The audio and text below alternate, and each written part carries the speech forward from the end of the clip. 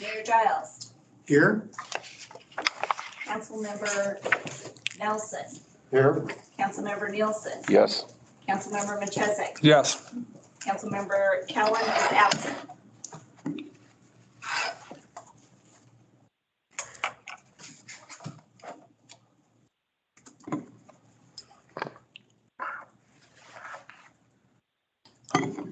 And then, commissioners, do you guys want to do roll call? Sure. All three commissioners are here. Secretary's online. We have our clerk, Doug Miller, and our P&Z administrator, Cindy Herrick, in attendance as well. All right, great. Well, thank you everyone for being here this morning. We really appreciate it. I think we actually originally had planned on doing this, I think pre-COVID. And so we really felt like these are the kinds of discussions. I know that the city council and the county commissioners and planning and zoning don't always get an opportunity to talk face to face. And so we thought this was a really good opportunity. And so today we have Elaine Clegg. She's from Idaho Smart Growth. She's going to be going over the Mccall impact area. And so that'll be kind of the first half. And then we wanted to leave enough time to have some discussions between the different entities about kind of the hot topics. And we're going to kind of let you decide too. We've heard from a number of you that housing's a topic you'd like to discuss. I think the IDL lands might be another one within the impact area. So we'll open that up for discussion in that second half of this morning.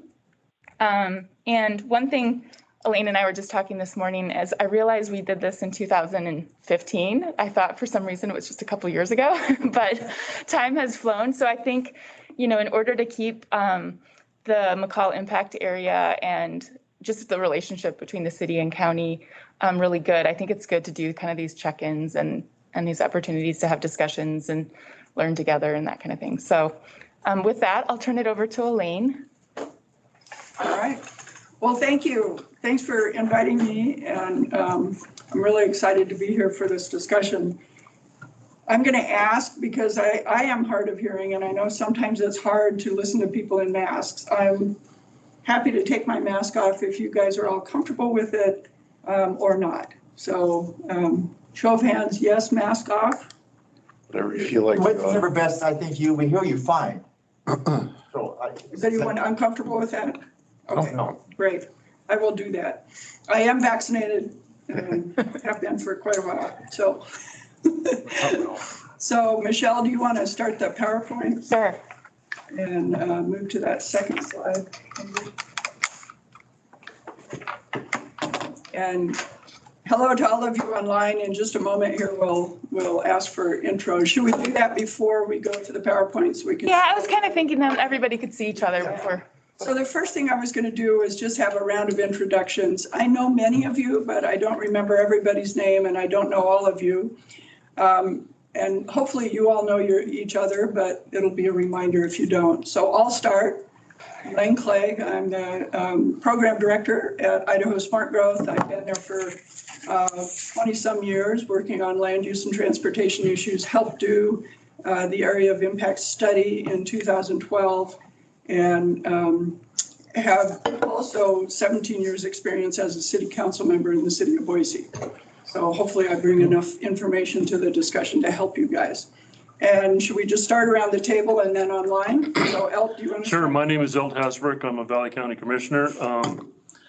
Like Michelle said, we like to kind of touch base with both cities and kind of everybody keep in touch so they're all on the same page.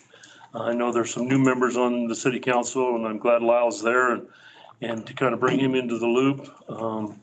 It's important that we all are pulling in the same direction, and that's why we're here today. My name is Mike Machesik on city council, and what do you want us to fill in? I liked what Elt said. More Me besides name? Let's see, what was your last favorite bike ride? I don't know. Just tell us something about yourself. Oh, I would just say, as it relates to like what I was just saying, that the collaboration between city and county is very important and invaluable. And I think we're in a place where historically that wasn't necessarily always the case around here. And with the people that we have involved now, we're really moving in the right direction. It feels really good. Thank you. Maybe what you hope to get out of today, too, if anyone has any of that. Colby Nielsen, City Council. Yeah, looking forward to a good discussion, see what we can solve the world's problems. Yeah, it's I was born and raised here in Mccall, and it's probably the first time in my life that I was felt anxious about being overrun by outsiders. Great. Michelle Grunewald, Community and Economic Development Director at the City of Mccall. Next week, I'll be here for 16 years. I'm excited about today. I think that our impact area works really well right now, and I want to see that continue because we do the administration for the impact area, both on the planning side and the building side. It just really helps when our jurisdictions are aligned. It just makes our jobs a lot easier. And I like what Elle said about us kind of all pulling together. I think we're at that point. Good morning. My name is Douglas Milner, Valley County Clerk, celebrating my 8th year as the clerk. But I've been with the county for 21 years, and I'm here just to take the minutes and make sure that we have an accurate record of the proceedings. Good morning, I'm Lyle Nelson, and like Elaine, I have 17 hours. City Commissioner.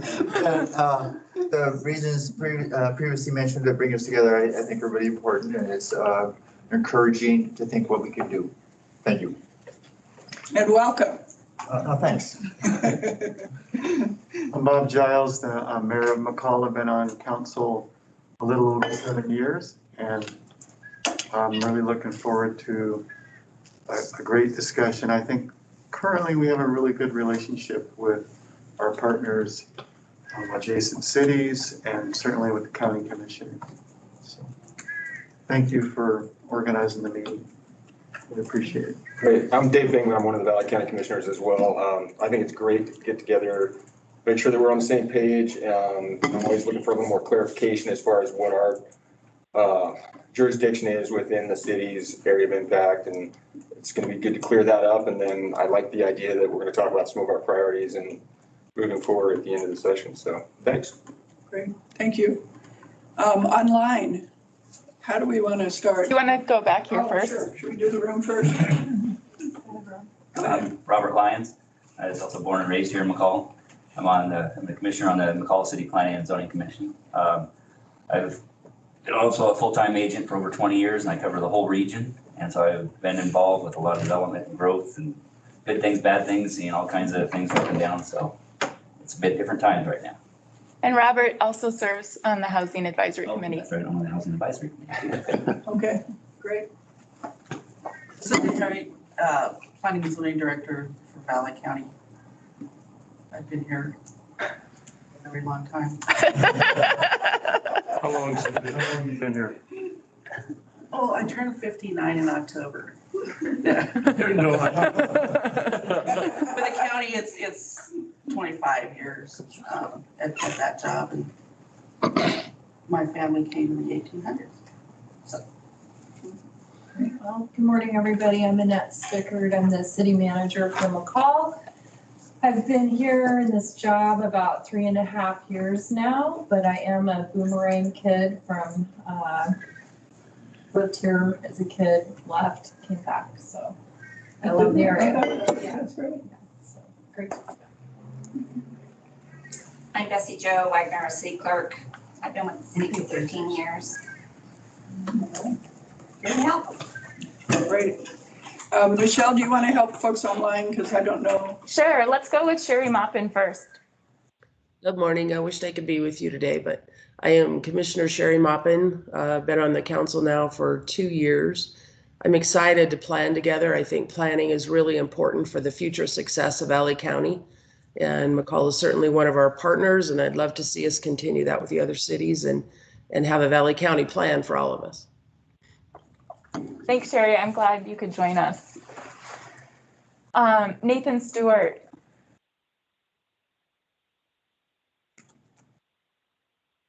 Hello, this is Nathan Stewart. I'm the Public Works Director for the City of Mccall. I'm here to listen and learn about the discussion that you're having today. Thanks. All right, thank you. Rick Stein. Good morning, everyone. This is Rick Stein. I'm the airport manager here in Mccall. Okay, Brian Parker. Hey guys, Brian Parker. I'm the city planner. I have done president to all of you recently. Yeah, worked a lot with Elaine in Boise when I was at Valley Regional Transit, and yeah, glad to be here. Thanks. Tony.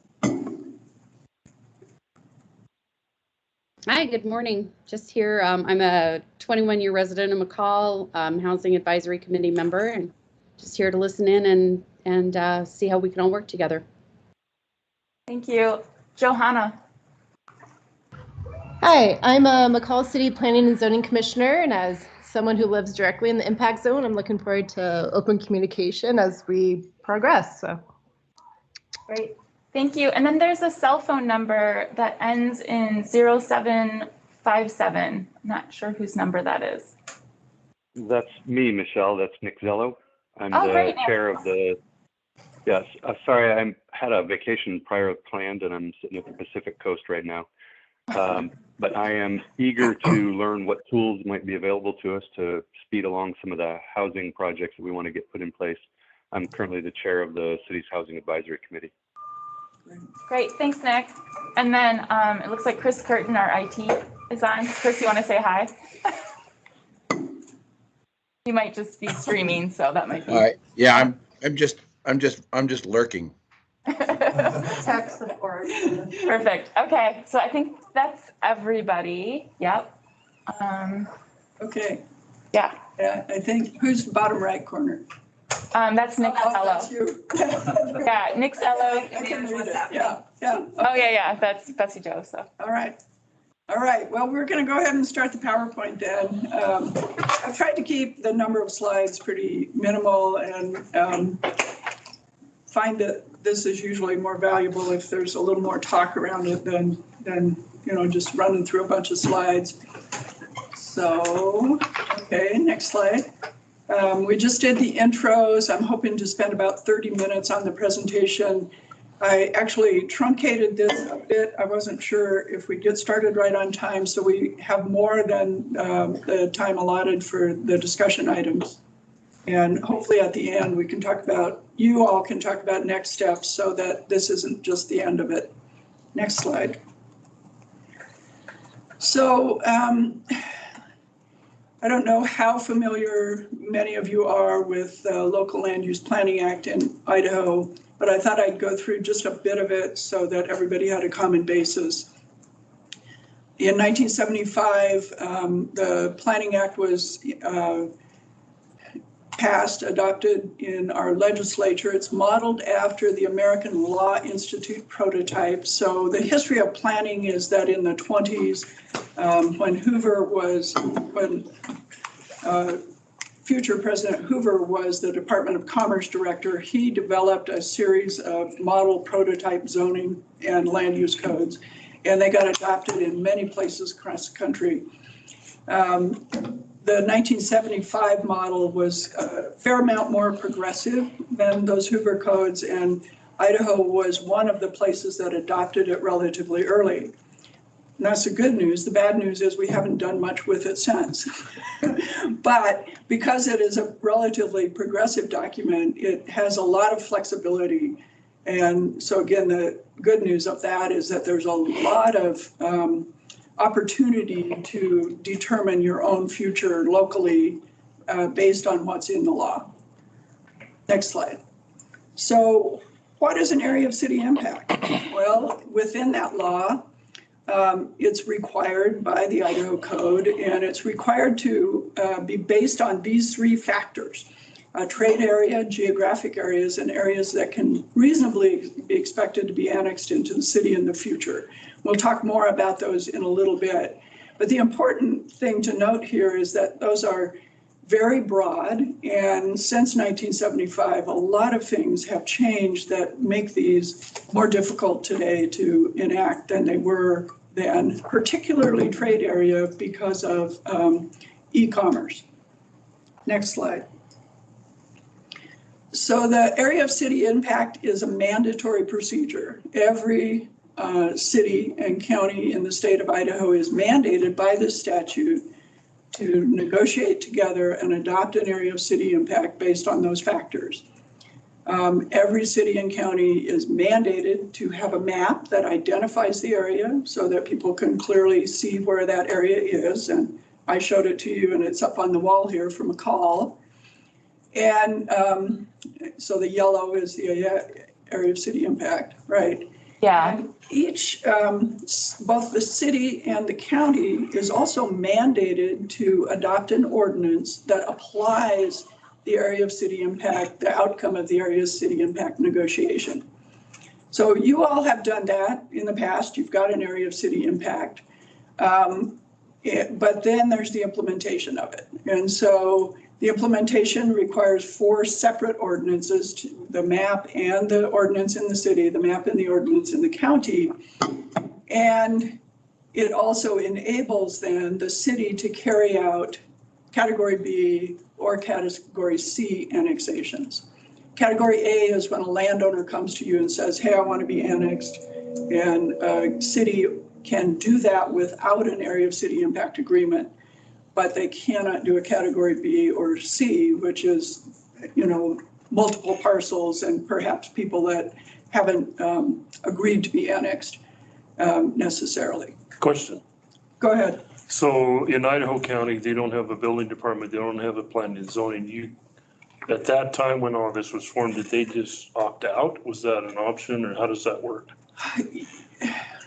You can opt out. The other interesting thing about Idaho is that we don't have an Office of State Planning. Most states have an Office of State Planning. So enforcement of the Local Land Use Planning Act is really left up to local jurisdictions through a court process. So it's conceivable that a city in Idaho County could, if they ran up into a real issue around an annexation, could start a court proceeding against the county to try and figure out how to go forward.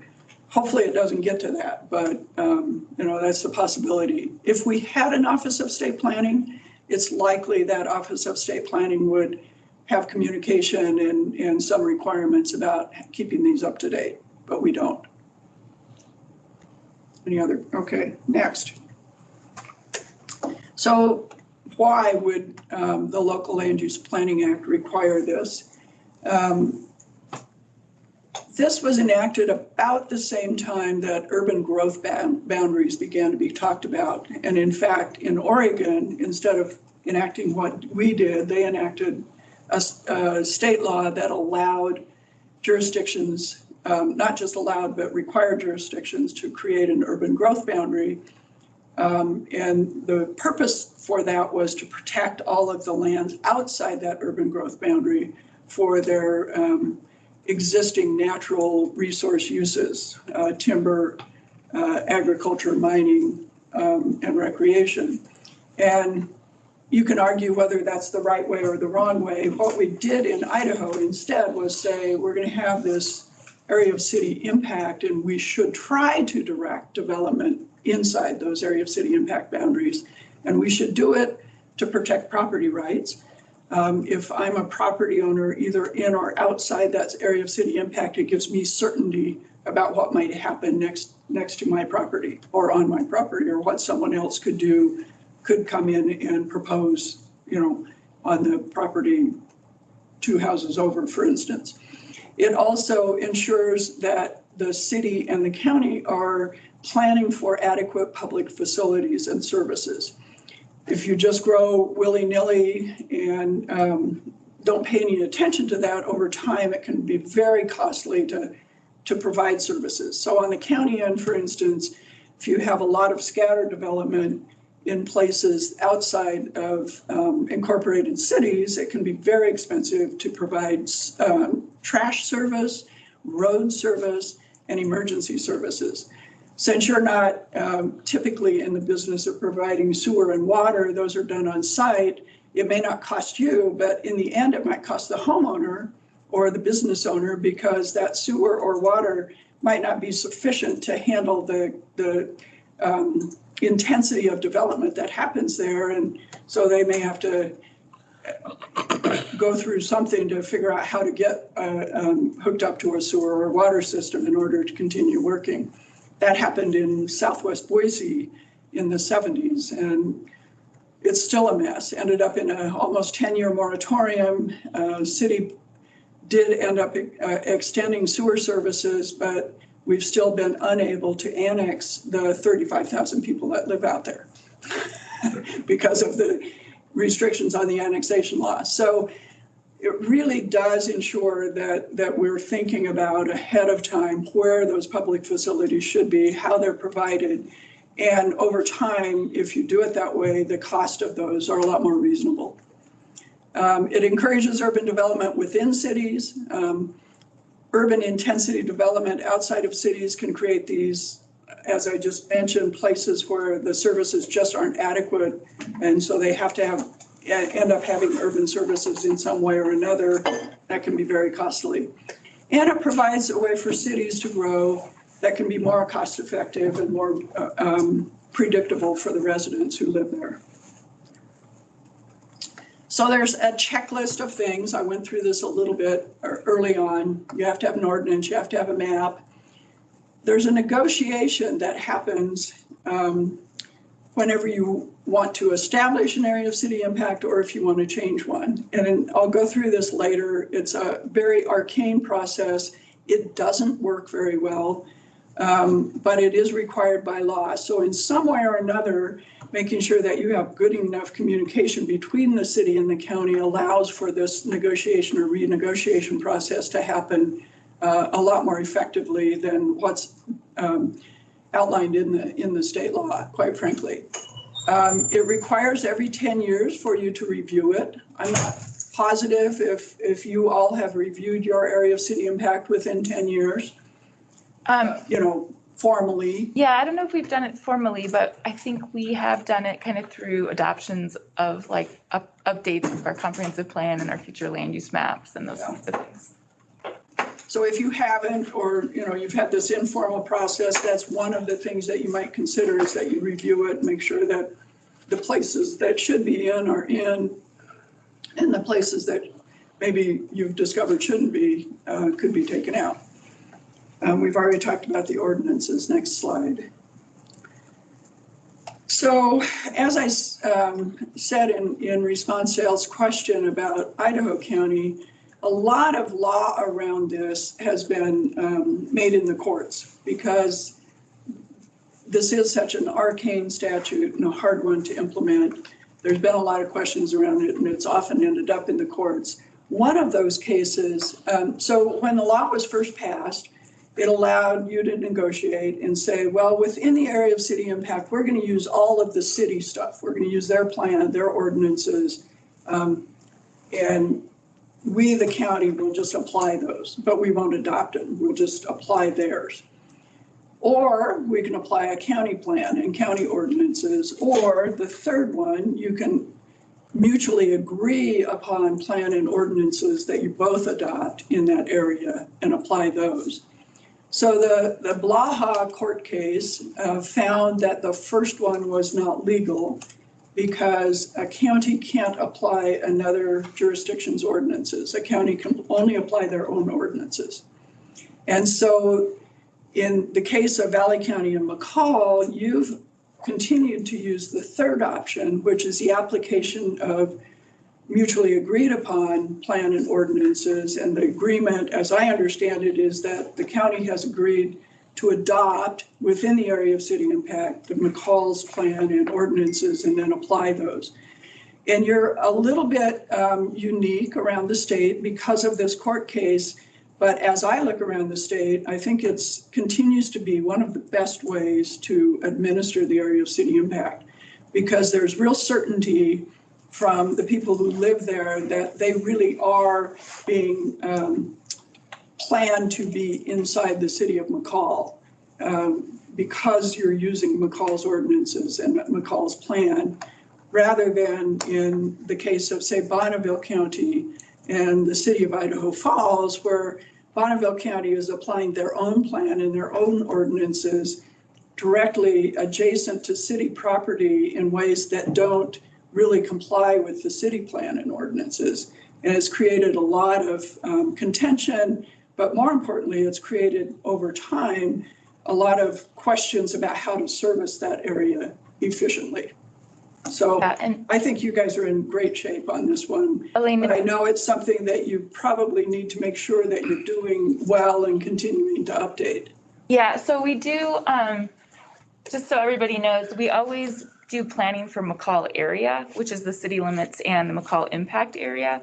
And so say, for example, when we go through the update to the comprehensive plan process, everybody's involved in that. And then the city adopts the plan, the county adopts the plan. Same thing when we change codes. We'll go first to the city. We have a joint commission, right? That's made up of members of from the city, 4 from the city and 3 from the impact area. So they make recommendations, and then it goes to either the city council or it goes to the county commissioners. And so, for example, when we do those code updates, it's an ordinance of the city and then it's an ordinance of the county, but they're just exactly the same. So for the residents and the people who live here, they just think they're in Mccall. You know, they don't really know if they're in the city limits or in the impact area, because it all kind of just feels the same. And that is one of the goals, right, is to make it feel just kind of consistent. And so, you know, if they're going to do something to their building, or if they're going to come through a land use process, they come down to City Hall, and we're essentially administering those county impact area codes on behalf of the county. So I think it just gets confusing for residents and even for decision makers, like, wait, who's what and how is this happening? But they're exactly the same things between the city and the county. And I think that's where we've had success. I think if all of a sudden we started administering different codes and different plans, it would get pretty complicated with just project management and that kind of thing. Yeah. And the challenge, of course, is to maintain this good communication so that when an update happens at the city, the county is part of that loop and actually does adopt that update themselves. So where this began to fall apart in other places and why some other places have gone away from it is because the communication broke down, and it ended up that the county and the city had different codes, even though they said they were going to have the same ones. And then there did become a lot of legal confusion about what was the appropriate one. And according to this case, it's the county one, even if it doesn't comply with the city one, even though the negotiated agreement says they should. Mm-hmm. So I believe that you're doing things the way that is probably the best way to do it under this system, but it's also one of the hardest ways to do it because you have to remain in constant communication. Hardest on your end, on the administrative end, easier for the residents, I think. Mm-hmm. Was there a question online? No, I had a question. So, Michelle, on the impact area, the county handles the appeals. Who handles the appeals in the Mccall cities? Does that go directly to district court, or is there a level in between? So if it's an appeal of planning and zoning and it's in the city, it goes to the city council first. City council. And then if it's an appeal of city council, then it goes to official review. Okay. Yeah. But in the impact area, it goes to the commissioner. Yeah, exactly. Right. And I think that's a great way to make people stay in communication. Mm-hmm. Keeps us working together, those appeals. And I think also the joint commission is also really good, that we have this joint planning and zoning commission. So we have city residents and we have impact area residents that are making we do things like design review where they're the final decision maker, but by and large for big applications like conditional use permits and rezones and subdivisions, they're just making a recommendation to whatever the appropriate governing body is. So I think having that joint commission has worked out pretty well too. Yeah. Any other questions? I think Sherry, you had a question? Well, it was, and that was kind of mine also. The county actually maintains the legal authority to look at these to see if, it's in agreement with the county plan also. So I was just questioning that, although also legal authority on the appeals still remains with the county. Yeah. Yes, absolutely.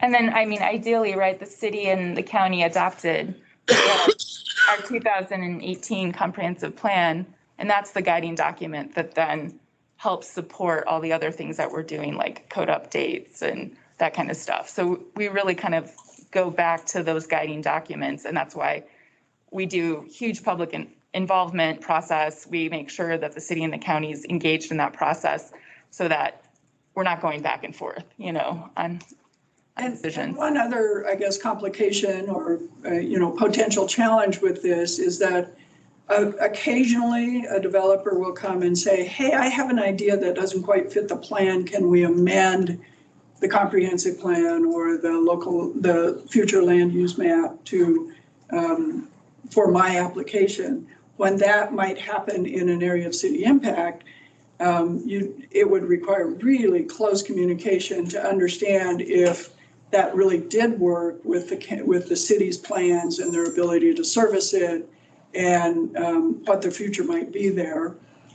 So even though the county would ultimately be the decider, if you ended up making a change that was counter to what the city had planned for there, it could start to break apart the agreement and the way it works. So again, if one of those happens, just be really careful that you have very good communication around it.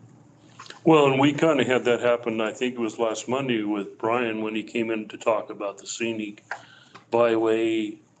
He didn't call it an overlay, but the scenic byway roads in your city versus the scenic byway on Highway 55. And we felt like that needed to be defined a little bit better about which roads are you actually talking about. And so we sent it back and hopefully he's going to refine that. But that's a very good example of we got to make sure we're both talking about the same thing. Yeah, and making sure that we understand the terminology Right. between them. Yeah, definitely. Okay, should we move on? Whoa. I forgot there were animations in Bonus. there.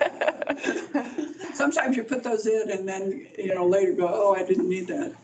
So the area of city impact really is a plan for the future. It's, it is saying sometime in the future, we're going to annex this area. And when we do, we want it to comply with our comprehensive plan and our ordinances. So ideally, when you negotiate for a plan that lasts at least 10 years. Typically, people do it for 20 years, knowing that those out 10 years are kind of hard to accurately project. And so that's why the requirement to go back and review it every 10 years. So even if you do a 20-year plan, you might find in 10 years that conditions have changed enough that you'll want to make some changes in it. Or if you accomplish everything in your plan, in 7 years, you have to go back and revise it. What happens at 4% a year and all of a sudden you're out of. Yeah, everything changes. So it's good to revisit the comp. That's where we are now. Yeah. Yeah, a lot of places are. And then the other part of this is that in Idaho, comprehensive plans have some force of law, not as much as ordinances. But the other thing that really drives development is your capital improvement plans or your infrastructure plans. And so if the comprehensive plan and the CIPs get out of whack, and you haven't really talked about, are you keeping up, or is this still an area that we can serve quickly? These things can be a mismatch, and you end up with some kind of service provision issue. And emergency services with the county, I'm sure you have a mutual aid agreement, so the dispatch just dispatches whoever's closest. But if it ends up being a bigger issue and somebody has to do reports or investigation or follow-up, you might have to hand off to the other jurisdiction, and it can just create some confusion. So the more cohesive you can keep those boundaries without enclaves, the easier it's going to be for all those kinds of things, and for planning for, do I have enough sheriff's deputies or enough police officers or all of those things. Ms. Clegg, would you recommend that the review process begin with the planning and zoning departments first and then brought to the city council and then to the commissioners? Or how do you, how have you seen the success of that review being done? And that's kind of where the mismatch happened, because the land use issues by law have to start at planning and zoning. But the CIP are typically done at the council or commission level. There are some places have a transportation commission, for instance, or a police commission, but very rarely do they really do that deep CIP planning. So there needs to be a lot of crossover on talking about that, making sure that your planning and zoning commission is up to date on what your service provision capacity and plans are. Okay. And I would say, Doug, with our, with long range planning, for example, we like to touch base early on with the county and say, okay, does it look like we're heading the right direction before we keep going? And you would begin with the planning and zoning department? Well, so like, I'm just thinking, so if I use the example of the comprehensive plan, when we would start that process, from the beginning, we would outline just generally kind of topic areas and where we're going, and then do a check-in with city. And it would be like all of those things, planning and zoning, city council and county commissioners, because we don't want to start heading in a wrong policy direction to find out later that, the city and the county aren't in agreement. So we try to do like early check-ins on those kinds of things, not necessarily like a formal land use process has to go through the state process where it's, it's going to planning and zoning, and then it's going to go to the governing boards. But with that long range planning, we have a little more flexibility just to say, like, to do these kind of more informal check-ins, like, are we going the right direction? Does this seem right? And I think that's also helpful, because again, we don't want to start creating two sets of plans and two different visions. And another layer of complexity here is that you have a separate sewer district and separate fire district. So making sure you bring those into the loop, and that their plans and their service capacity and their CIP also matches what you're planning for. Michelle, when was the last time that the impact areas were looked at, or Cinda, whoever's there? The last time we looked at like the boundaries for the impact areas was the comp plan process. So we actually shrunk up certain portions of the impact area and then expanded other parts. Because there were like, some examples like the White Cloud subdivision where a portion of it was in the impact area and most of it was in the county. And it was like, well, this should just all be in the county. We're not gonna start dividing subdivisions and things like that. So that would have been 2018. All right, go ahead. So just talk briefly about how the area of city impact is determined and how the boundaries are set. You have recently reviewed yours, so there may not be any need to renegotiate anytime soon, but it's still good to understand the what and where of them. So these are the 3 factors in the state law. Next, and here's what we found as we did our review of how people are using these as kind of the best practice. So geographic area from which a business or city draws its customers. Go ahead. Oh. Yeah, so, oops, I'm sorry. Trade area. Trade area is the geographic area from which businesses or city draw its customers. But especially in a place like this where there's a lot of different recreational uses that have different focuses, you can have more than one trade area depending on what the business is, the isolation of the particular area, those kinds of things. So trade area, I'm going through this because trade area is probably the one that is the hardest to determine, especially now with the advent of e-commerce and our mobile society, because how many people buy most of their stuff on Amazon, especially in a place like this where it's harder to get to the store that you can get some of those items that aren't readily available here. What does that mean for your trade area? So I'm just bringing this up. Like I say, it's just not as clear anymore as it used to be. On the other hand, I think a lot of cities around the state have come to realize that they really do need to identify how and when and who gets to the local retail and the local serving businesses. Because for your economy, it's really important that you focus development in such a way that, at least for those who are inclined to use your local businesses, they will. It'll make your economy stronger. If you don't pay attention to that, if you just say, oh, e-commerce has blurred this to the extent we can just, develop wherever, they've done some studies in different places. We haven't done one in Idaho yet that show that your economic output per capita will really be lower in that case than it would be if you focus development in ways that people can still get to those local serving businesses. So it's still important to take into account. And then the other thing to analyze on this is who's using the city park, the library, the roads, the utilities that the city is offering. And if those people are not currently inside the area of city impact, but they're using all those city services on a regular basis, they probably should be inside the area of city impact. Or if it's an area that you think, if that developed, here's the services they use, then again, that's a place you'd want to put in. Sherry. Okay. So on the trade area, in a resort community, do you find that this changes that concept? I mean, our locals don't have time to go use the city park. We're providing parks for our recreationists most of the time. Does that change the conversation? It does to some extent. I think resort areas are unique.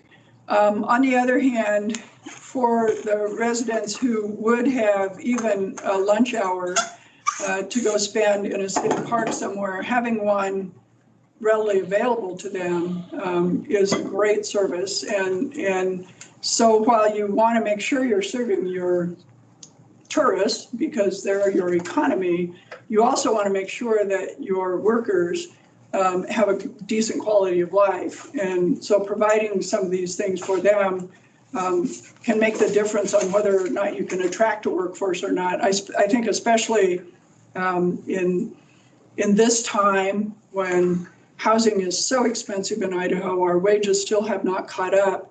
I think we're going to have to pay real attention to what kinds of amenities can we provide for those service workers who would attract them to come here instead of to Joseph, Oregon, where wages are higher, for instance. Mm-hmm. Does that answer your question, Sherry? It does. And I have one follow-up question in that. So regarding trade area, I too am a real estate agent. So I'm getting those phone calls from people wanting to come and locate here. My question is, like in a trade area for a hotel, I've got people wanting to come build hotels here. When there's not room within the city, I mean, physical space within the city, it drives commerce out into the county. And my largest concern is this, is that we have so many visitors coming. The short-term rental issue is large for our area. It's impacting our local housing. So by not having enough hotel space, heads and beds, it's driving more and more people to offer their homes as short-term rentals out in the county. How do you overcome that? Oh. That's super complex. In 10 words or less. Let's talk about that more at the end, but briefly I'll say this. The first thing you could do, and I don't know if you're doing it yet, is at least pass an ordinance that requires short-term rentals to license. Then you know where they are, who they are, and how many people they're serving. So at least you then have some data around it. The other thing I would say is that it's, again, communication with all of your cities, not just Mccall, on, hey, we have demand for more hotels. You don't have anything in your future land use map that's available for that use. How should we approach this? And talk through. Maybe there's an area on the edge. Maybe there's an area they hadn't thought about. Maybe it's taking what used to be industrial and saying, you know, today, in today's world, is this better for commerce? Can we move the industry somewhere else? It's not a quick conversation, and I know you're under a lot of pressure today, but I think the more you have that conversation with your cities, the more likely that your cities are going to be stronger economically in the end, because if you spread hotels all up and down the highway, those people are still going to go somewhere to get their services, but they may not focus on the city that would have gotten them if there'd been land for that development in that city. And again, it goes back to that commerce thing, that you'll have higher economic output per capita, more likely, the more you can focus development around the services. It's not a perfect answer, and in a resort area, there's always new areas forming that serve resort purposes as well. And I think there's also, Sherry, in our downtown master plan and our comprehensive plan, there was a lot of analysis done on existing properties. So when you look at actually some of our, even like I think our downtown area is a good example. It's a pretty underdeveloped area where we have a lot of one-story old buildings probably at the end of their life with a lot of surface parking, right? So there's opportunities for development and redevelopment, and that was kind of, the vision behind the new streetscapes was, okay, all this investment went into building all this infrastructure. Now, literally, all you have to do is build the building, because you've got, you don't really have to pay for the other upgrades. So. Well, and I think too, a lot of this is dependent upon your sewer capabilities. One time when P&Z, we looked at the ground that you could actually develop in Valley County on the valley floor, and it was only about half, because the rest of it was too wet. Yeah. And, to put a hotel out in the middle of the valley floor is impossible because there's not city sewer and water. That's where that's been being held back, I guess, is being restricted, is the sewer services aren't available. Right. And I think sewer is gonna control all of our destiny here before long because of the impact from tourists now. Yeah. We are up against the wall in a lot of places on septic. Mm-hmm. Got to start thinking about some of this on a grander scale, I guess, if we want to keep growing. The other thing I guess I would mention, Idaho Smart Growth did a lot of work about a decade ago on infill development and how why sometimes it doesn't happen, what are the barriers to it, and what are the incentives that you can offer. So infill would be taking that one-story building and redeveloping it into a 3 or 4-story building. There can be barriers to that. They can be financial, they can be regulatory. And if you're interested, I can share information about the recommendations we came up with that would help overcome some of those barriers.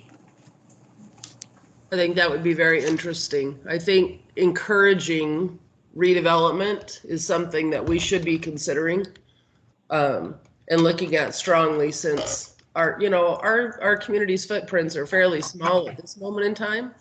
And I think it's important to try and enhance and improve what we have instead of expanding. Isn't that what urban renewal is kind of all about? Districts, urban renewal districts, is to go into an area that's kind of wore out and renew it. Yeah. That was the whole reason I thought for that in the beginning. Yeah, that is and I think in Mccall, we have 2 districts. One of them's closing out this year. And then we established a new district a couple of years ago, which essentially is kind of that downtown core area out to Mission and then down to Stibnite. And we put that in place anticipating that we're going to see development and redevelopment so we can generate more funds then and then reinvest, because we have issues like, we don't have sidewalks down 3rd Street, right? We have all these issues that are kind of huge capital expenses, and it's difficult to do those kinds of projects with regular city budgets. Yeah, urban renewal is certainly one of those tools, but there are a few others. And anyway, let's go ahead. So geographic factors, I'll just talk about your water table, and that, those are the kinds of things that you need to take into account. I talked briefly about the area in southwest Boise and what a mess it is. And one of the reasons it's a mess is that it was developed over a very high water table. And they developed with septic systems, and it didn't take very long before they started to fail because of the water table. And once that happened, nobody wanted to lose their home, but nobody really wanted to pay the money that it was going to take to extend a sewer main out there to serve them in another way. So it became a real issue. So the geographic factors are not just the ones you see with your eyes, they're also ones underground that you need to pay attention to. Then there's man-made factors that end up being geographic, and that's infrastructure, the highway in this instance, other roads can be a factor that, you know, creates a boundary that you might want to pay attention to. And then ownership patterns. In a place like this, you still hopefully have some landowners who want to continue their resource work, and they don't want to be impinged on by urban or suburban development. And that makes their work harder. And so making sure that you pay attention to those large, especially those large land ownerships, and don't make their work harder by putting something right up against their boundary that's incompatible with them can be really important. Elaine, follow-up question on that. So between really Lake Fork and Mccall, there are really no resource-based agricultural left. And yet we want to protect some of those areas for open space. But I mean, how do you tell somebody that's worked their whole lives and now they have a piece of ground that they want to sell that may not be able to get to the sewer? And you know, I mean, it's difficult. How do you preserve those parcels while not impeding on people's personal property rights where they have the ability to sell something? Because there's really not large parcels left between Lake Fork and Mccall. Yeah. That's going to take a plan from all of us. I think you're bringing up an issue that probably is one of those next step issues, and that is how do you develop a land preservation plan that is fair to landowners and also serves the community well. You mentioned that you know, there may not be sewer to this area, but somebody comes in from outside, thinks they can develop it, doesn't really know that, pays a lot for the land.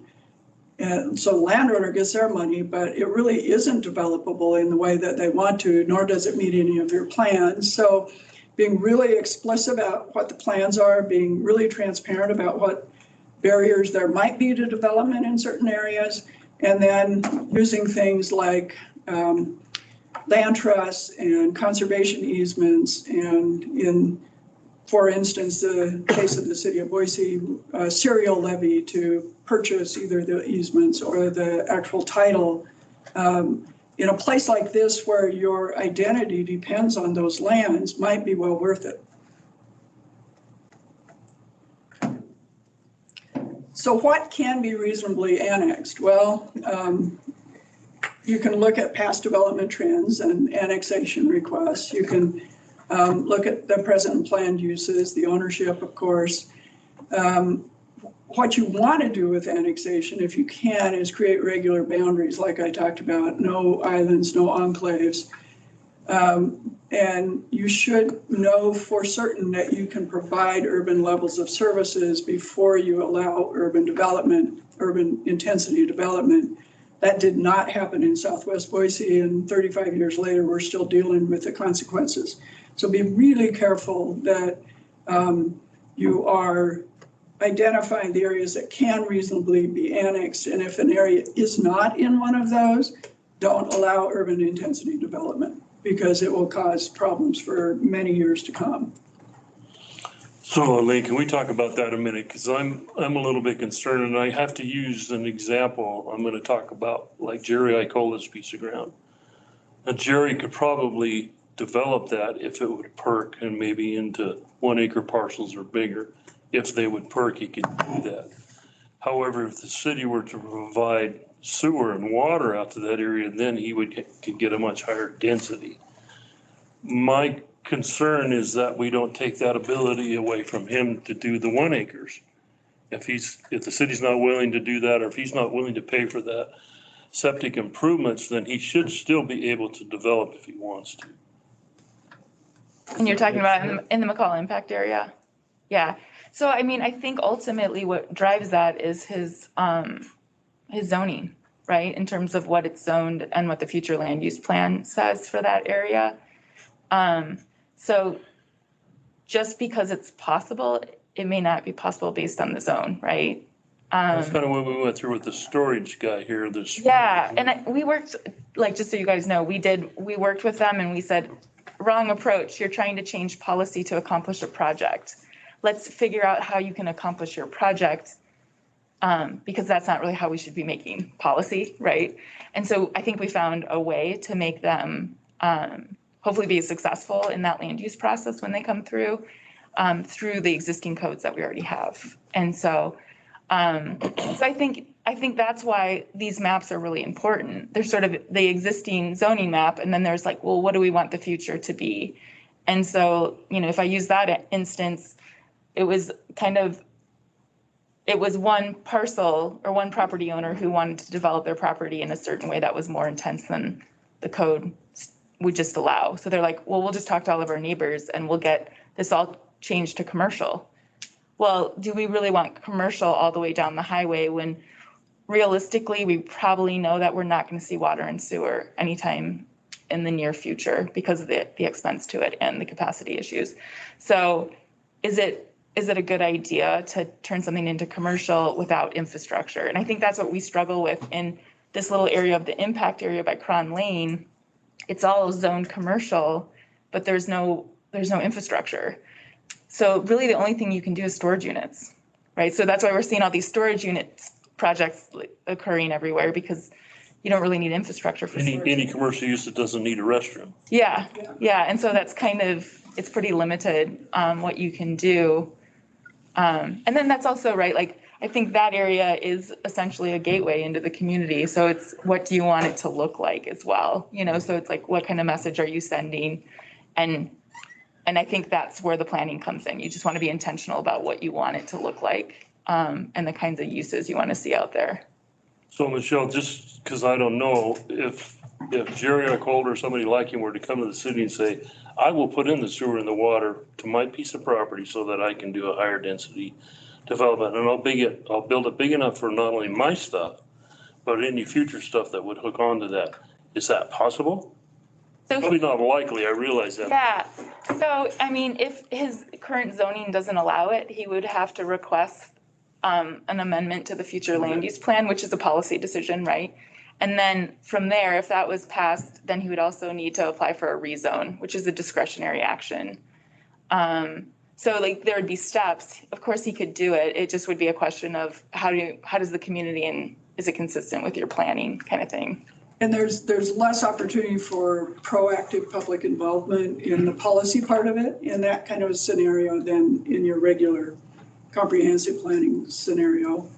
But it doesn't mean it's wrong, but just, Well, there's also another player involved with the sewer district, because it has to fit within their district, whether they expand their district and their capacity. So it's not just the county and the city. We're dealing with the sewer district as a third party that's extremely important in it. So I don't know if that's right off the top of my head, if that's in their district, but there's a whole process that they have to approve expanding their district as well. And I think, with some of those property owners that have a lot of that acreage, there's still opportunities for them to do development. It may not just be the super intense, more suburban style development right there. It might be that they're taking units and they're clustering them and they're putting them on a certain place in their property, and because they have some acreage, they're actually able to get some units. But if they want to go to that level, right, I think there's probably some barriers, or there's some choices that have to be made, both financially and then from a policy standpoint. To me, I've lived here my whole life, and it seems to me like the growth is going to force that. There is going to be people come in here with enough money to do that. And that's where I think it's more of a reactionary style of planning. Well, and that's why I think our planning documents are really important, because ultimately we should be following those.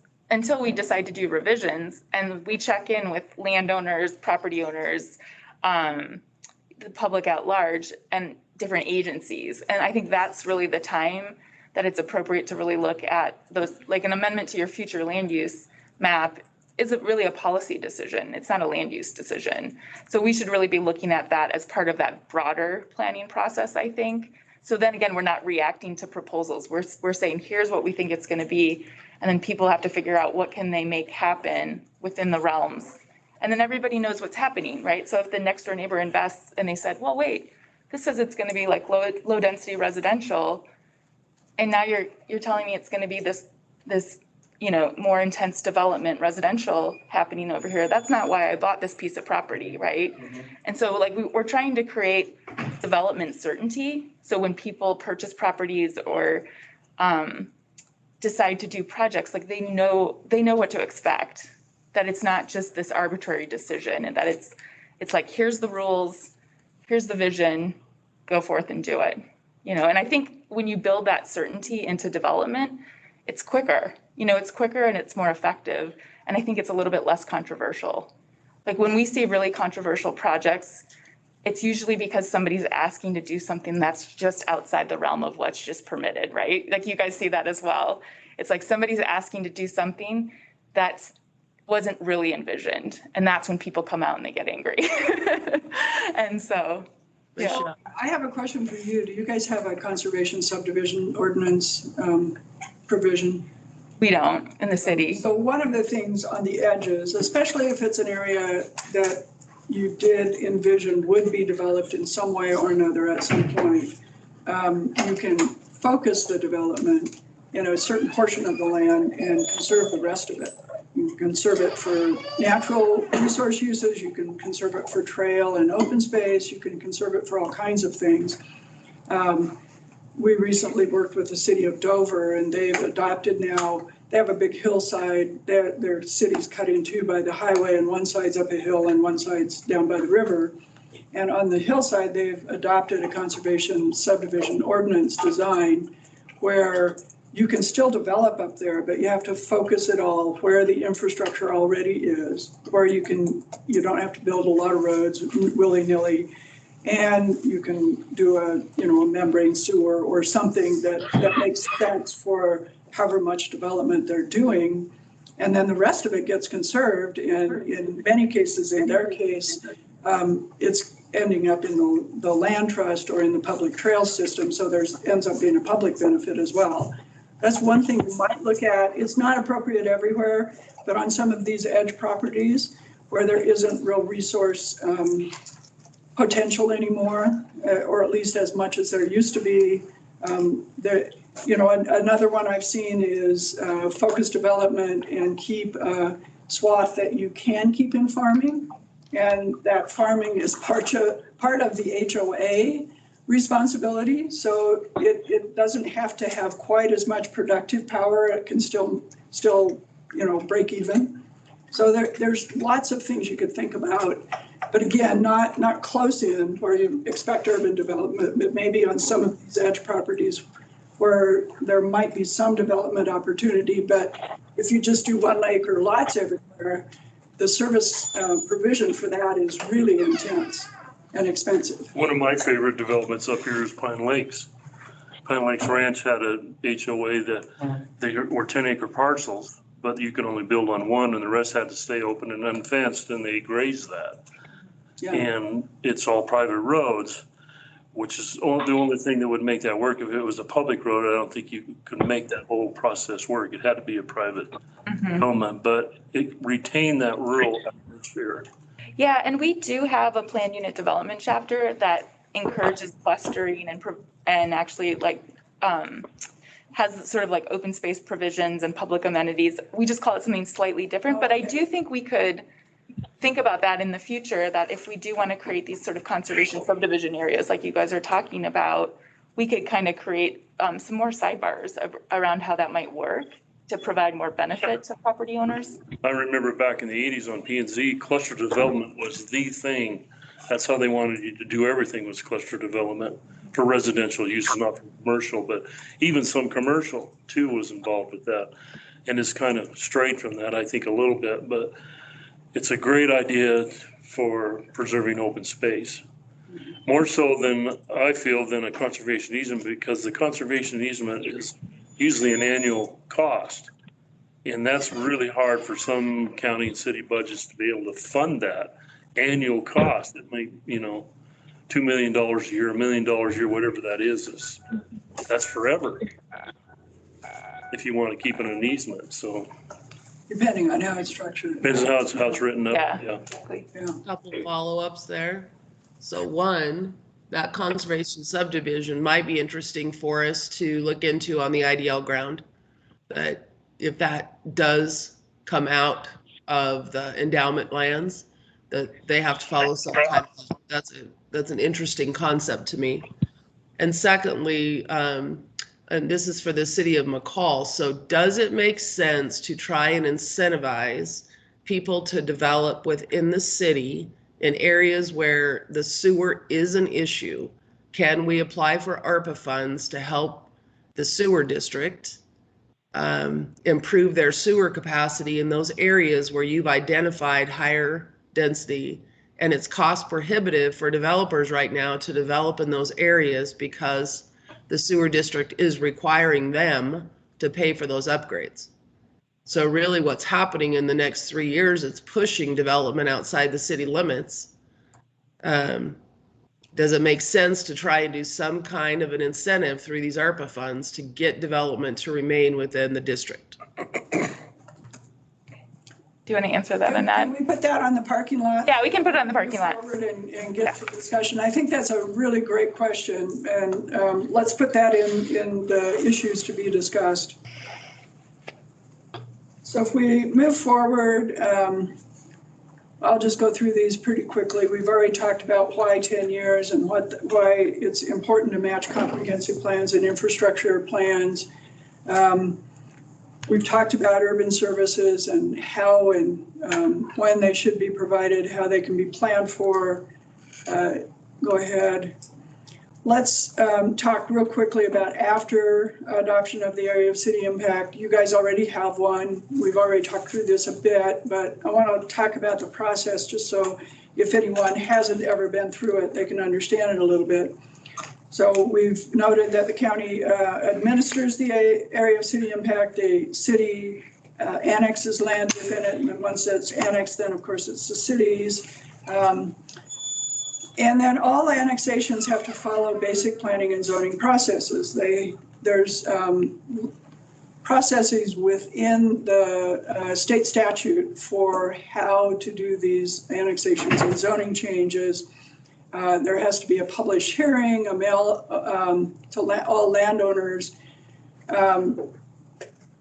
For some reason, this should also have, the city has to, if it's not a category A annexation, the city has to provide an annexation plan. And in that annexation plan, the city has to identify how they're going to provide the services to that area. And then they have to hold a public hearing, and then they have to make appropriate findings, which include how they're going to provide those services.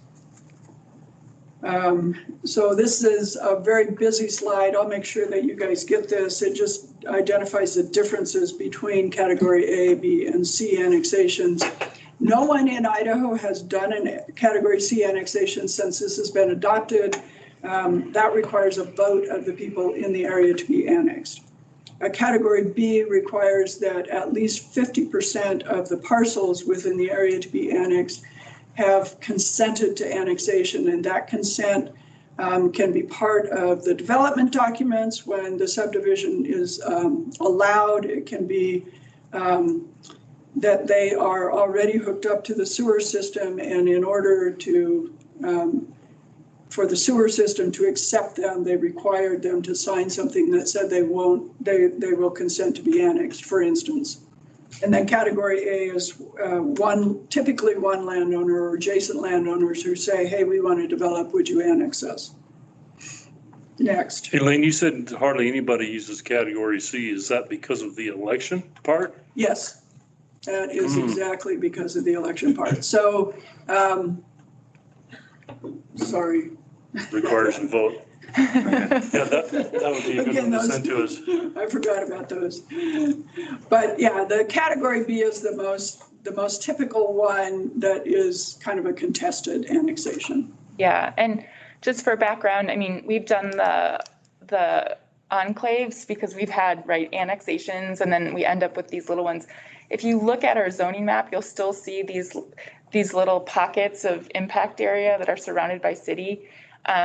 We pretty much cleaned most of them up. There's a couple that are left, and it was kind of strategic to leave those for various reasons. So when there's annexation, right, there's an opportunity to negotiate things like infrastructure and housing and things like that. So those were kind of left just as these pockets until those property owners decide to develop.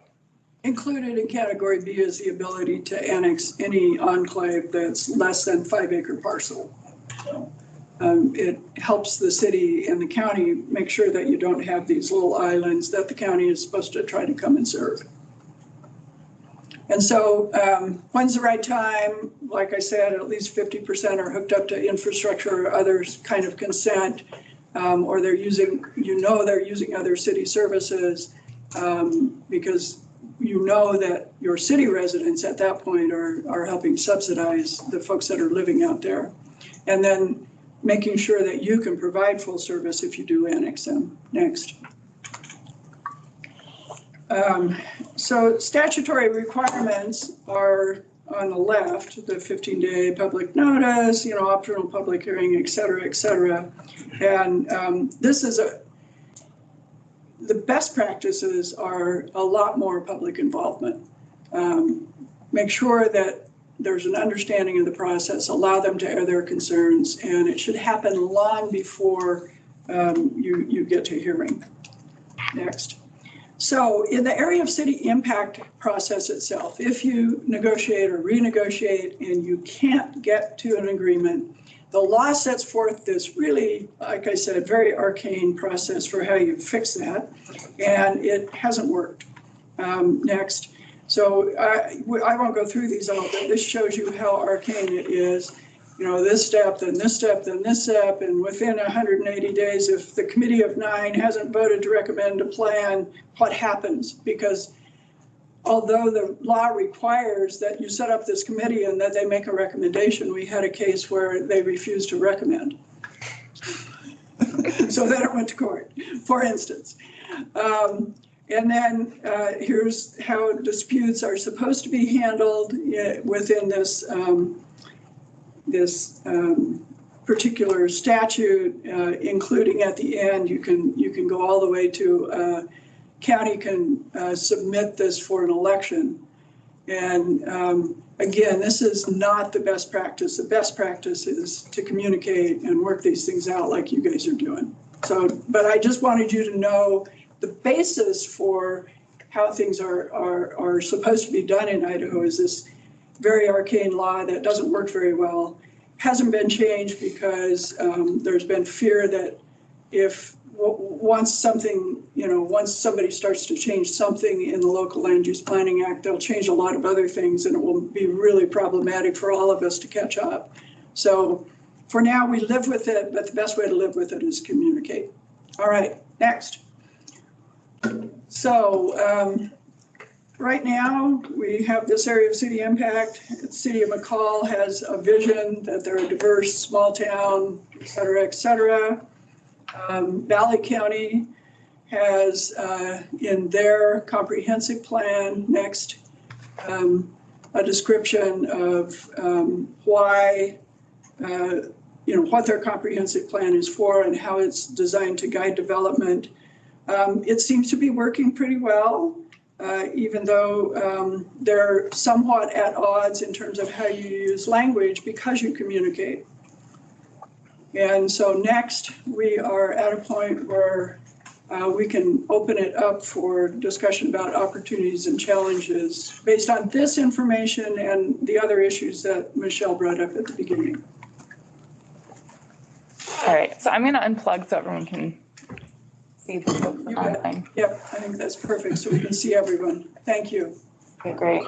And if all of you who are there and want to, go ahead and turn your video on so we can see you. You can, you don't have to, but up to you. So Michelle, how do you want to handle this? Do you want to just? Do you want to kind of go through just a check-in with everybody on impact area before we move into other topics, just kind of quickly? As well. So let me, whoops, oh shoot, I screwed up and hit the wrong button here. I hit off instead of escape. So I had a list of questions, but I guess the question is area of city impact process. Do you think that you have more questions about that, or have you gotten an understanding that helps you have some clarity? Now's the time to answer any questions. So I'll go first just because I'm old, I don't know. To me, your area of impact now is basically based on sewer and water. If you can't expand your sewer and water any further than those areas, the area impact probably won't grow anymore. Is that a correct statement? Yeah, I mean, I think as Elaine mentioned, I think the intent of the impact area is really areas that could eventually come into the city. There's probably, our impact area is probably slightly bigger than that, I would say, because I guess it's possible, but I guess it depends on the timeline. But, you know, this was the impact area that was probably established in the 80s, kind of back in the day. And it's 3 times the size of our city. You know, our city is actually relatively small. So it's a pretty big jurisdiction to administer, I would say, from just a planning and zoning and building perspective. Like I said, I think it's working. You know, I think the difference is that people in the impact area think they're in the city and sometimes expect like city police services and things like that. Well, they go to vote too. Yeah. People in the impact area go and vote, and then they're like, oh no, you're not in the city. They're like, Yeah, they I thought I think was they're in the city city all the time. Yeah. So that part's working. I mean, technically we collect fees that are supposed to cover the cost of administering it. I'm sure it doesn't. I mean, I think one of our biggest challenges, and I think it's probably something that's almost a separate meeting, and we'd probably like to figure out internally as staff with your prosecuting attorney, is just the code enforcement piece, because that actually takes a lot of our time as city staffers, is administering code enforcement in the impact area. And there's really no right now mechanism. We try to get voluntary compliance first, but we can't send our code enforcement officer out there to follow up because they don't have jurisdiction. And so it kind of requires us to do a lot of calling, letter writing, trying to get voluntary compliance. If we don't, then we have to work with your prosecuting attorney, right? And then it, you know, you guys are made. And we are in the process, we have budgeted for a code enforcement Oh, great. officer for the county. Of course, that position hasn't even been put out yet. But I think that there's going to be a lot of coordination between your code enforcement and our code enforcement on the impact area to work together. I'm kind of excited about it. That's great news. A lot of conditional use permits that never really did all their conditions of approval. And we can go back now and research those and get some of that work done. Oh, that's great news. We're very happy to hear that. And for us, We also have a civil attorney now that is willing to work with us on these enforcement issues. So yeah, we understand your concerns when you don't have an attorney that's willing to take it forward, but we do. And Cinda and Brian have been working collaboratively to define that process. So that would be a good thing maybe to have you guys reach out and talk to each other on in the impact area. yeah, that's why I kind of was thinking it might be just a staff level thing first, because we could kind of set up a process that works. You know, we had a process set in place with the previous prosecuting attorney, but I think it's a great time to look at it and figure out like what's working and what's not. And it's great to hear too about the code enforcement officer. So I think that'll be really helpful. Just so you know, we kind of have this joke internally, like right around like beginning of summer, we're like, they're back. This impact area, like it's amazing how much, how many complaints we get and how much time it takes. And so that'll be great to kind of figure out. And we might also set priorities too, because we have the same issue in the city with a code enforcement officer. We have more issues than we have resources. So we have to kind of set priorities just because they're not able to do everything. Well, and we've been really fortunate, like Sherry said, in the fact that we've got a civil attorney fresh out of the Department of Ag that knows how to enforce code and how to kind of start nicely and get tougher as things get down the road. But I have learned in my short span as commissioner that your ordinances are only as strong as your prosecutor. Mm-hmm.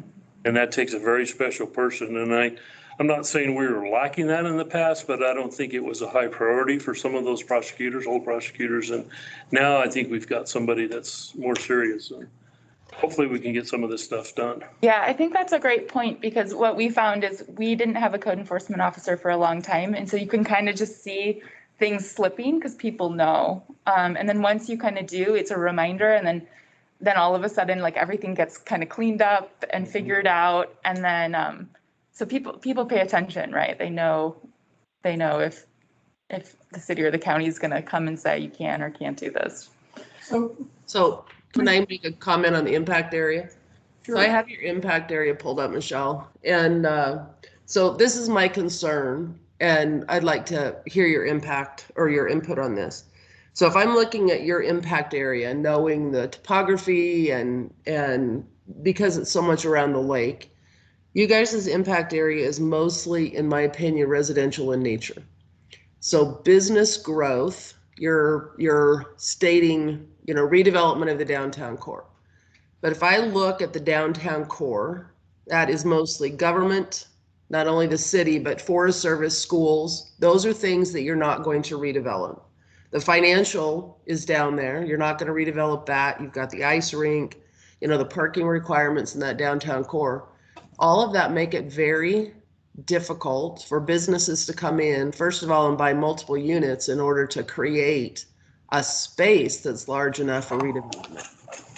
And so I guess that's my comment is we can't grow residentially without having business growth at the same time. And I don't know how that's going to happen financially. And then secondly, after our planning and zoning meeting, joint meeting, we are going to start doing some zoning in the county and identifying areas which should be residential versus commercial. The impact area would be, in my opinion, one of the first ones that we look at, and that will require a joint session with you guys also. Okay, and that's great. One of the comments just about like the downtown and the existing development. I know Andrew and Delta, that was one of the things that they were planning on doing together is meeting with property owners. I mean, if you look even just down 2nd Street, we have a number of banks that are relatively empty. There's a couple of employees in relatively large buildings. And so part of, I think, those discussions and starting those discussions is trying to figure out which properties are kind of prime for redevelopment. So those could be mixed use where we see, you could still have a bank on the 1st floor, but you can see residential units up above them. I think ultimately that's kind of the vision. Of course, the market drives some of that. And I think the commercial, as you know, the commercial market is a lot tougher, I think, than the residential market. So, but I think that's also kind of on our plan if I think West Central Mountains EDC is to figure out how do we encourage, development and redevelopment in our existing commercial areas that are essentially underutilized. Like when we did our downtown master plan, what we found out was the density of our businesses is basically the equivalent in our downtown is the equivalent of like a strip mall, right? So when you think about it that way, like everybody thinks, okay, it's built out and that's the way it is. But I think you can still maintain that small town rural character, but do buildings in a way that you can actually add residential. And a lot of our issues in downtown is it pretty much goes like dead at 5 o'clock, right? There's not a lot of activity because there's not really anybody living there either. And that drives the success of your restaurants. You got to have people living down there, in order to show up throughout the week. Maybe we need to start hammering on Albertsons and try and get them to do it first and make an example for US and in Umpqua. Yeah, and I, just so you know, I've met with their corporate team. I went down to their office to talk to them about that parcel because it's so critical on Second Street. They don't have any plans right now, but are thinking about maybe doing something there, so. The other thing I'd note about the current zoning map versus the future land use zoning map, there are still some areas identified for commercial that aren't, and I think they are mostly redevelopment. And then you mentioned that it's a pretty big area of impact and it's a bit hard to administer. If I look at the future land use map, I think you have some opportunities, not unlike other places in the state, to use some of the area of city impact and really focus on preservation and use other parts of it and really focus on development, determine which kind of development.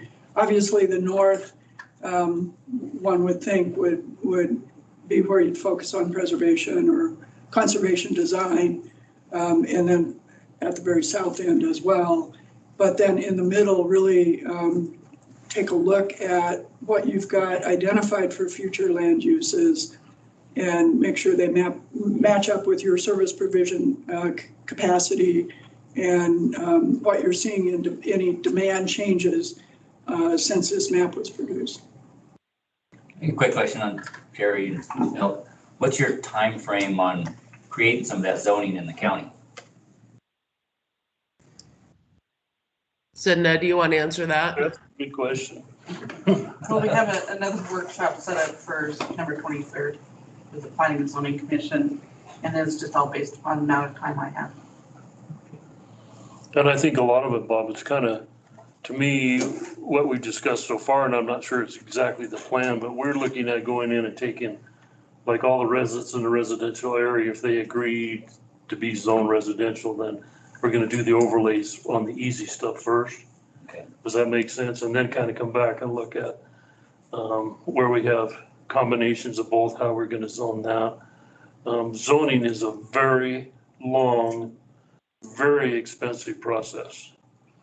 And when it was set up back in the 70s and 72s, and Cinda's probably tired of me saying this or hearing this, but the forefathers back then felt like that you should be able to do whatever you want on a piece of parcel to a certain extent.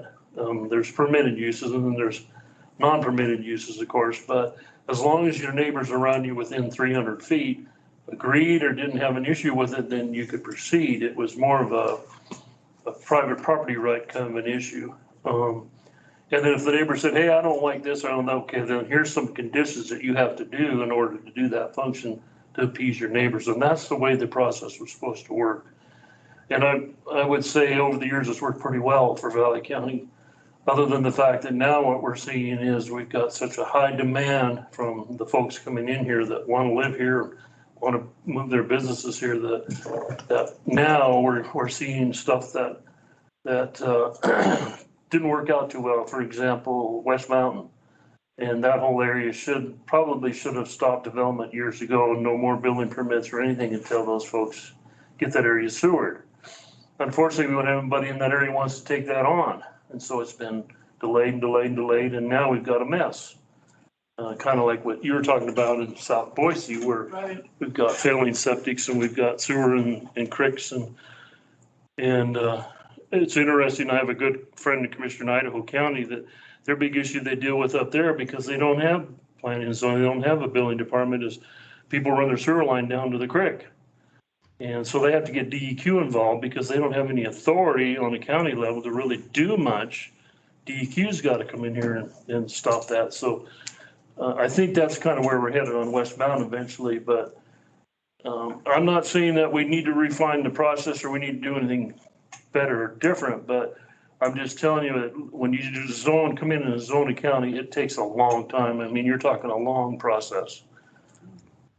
And I think that all of us feel like we can do some things on our own, but eventually it will take the help of a professional to come in and help us walk through that process. And we're completing our waterways plan now. So I think once that is done, maybe the next step would be to hire that professional. But I mean, Cinda does a great job, but she doesn't have time to take on this kind of a project, so. Right. I know that some of your resource production is not what it used to be, but one of the places you could look for examples would be Latah County. They've ensured that land that they don't want to have developed is zoned not 1 to 10 acres or 1 to 2 acres, but 1 to 40, so that you really can't develop it. And the places where they do want development, they've zoned appropriately, so it ensures that that's where the development happens. I'm just throwing that out there as a potential to look at for an example. They're probably, of the more rural counties in Idaho, they're the ones that I know of that do, I think, a really great job at that part of it. Hawaii County also. Let's talk about, oh, sorry, go ahead, Lyle. I have a question about the prominence of first come, first served. So taking Commissioner Hasbrook's, I'm supposed to try to get those titles instead of first name. Just call me Elf. I know, I've been calling you Elton. Just call me Elf, that's okay. I'm fine with that. So Elton, you look, you think of West Mountain, and then somebody comes first served and takes 500 sewer permits. And so now, looking at the sewer district, you don't have the opportunity to do something else that you really have been planning on a long time, because first serve came in front. Or first serve comes in and there is a development. And again, it takes a lot of infrastructure support. And we want to have affordable housing project that's 250 high apartments or whatever it's going to be. And suddenly now, again, we don't have capacity. And yet that was the priority. And first come, first serve gives a lesser priority, suddenly consumes the resource we have. And I see that in the impact from current going to future, that you can actually shape your future by allocating your resources now in some manner that is show up in your first in line. You know, that concerns me, and I wonder how that gets addressed.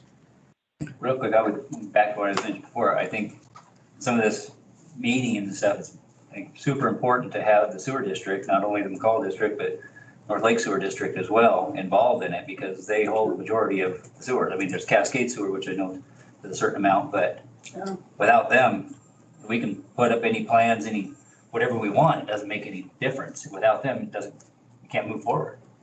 So I think it's very imperative to have them at our whatever meeting sessions, decisions moving forward, because they might just say, no, we don't want any part of that for the next however many years. We don't have the capacity, we don't, whatever, and so we're just spinning our wheels. So I think we have to have some representation from both of them, or all three. That's kind of what's happening now. It's basically the sewer company are saying we can't take anymore.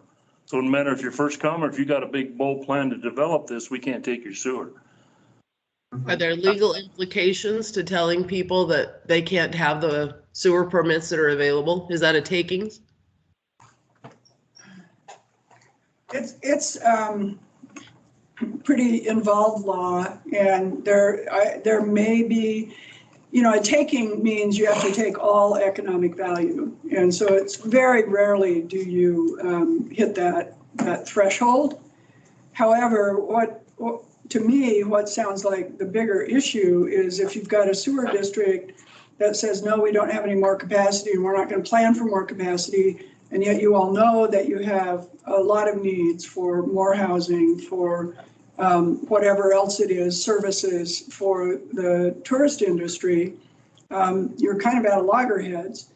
And one of the, I'm still learning more about this. I just learned that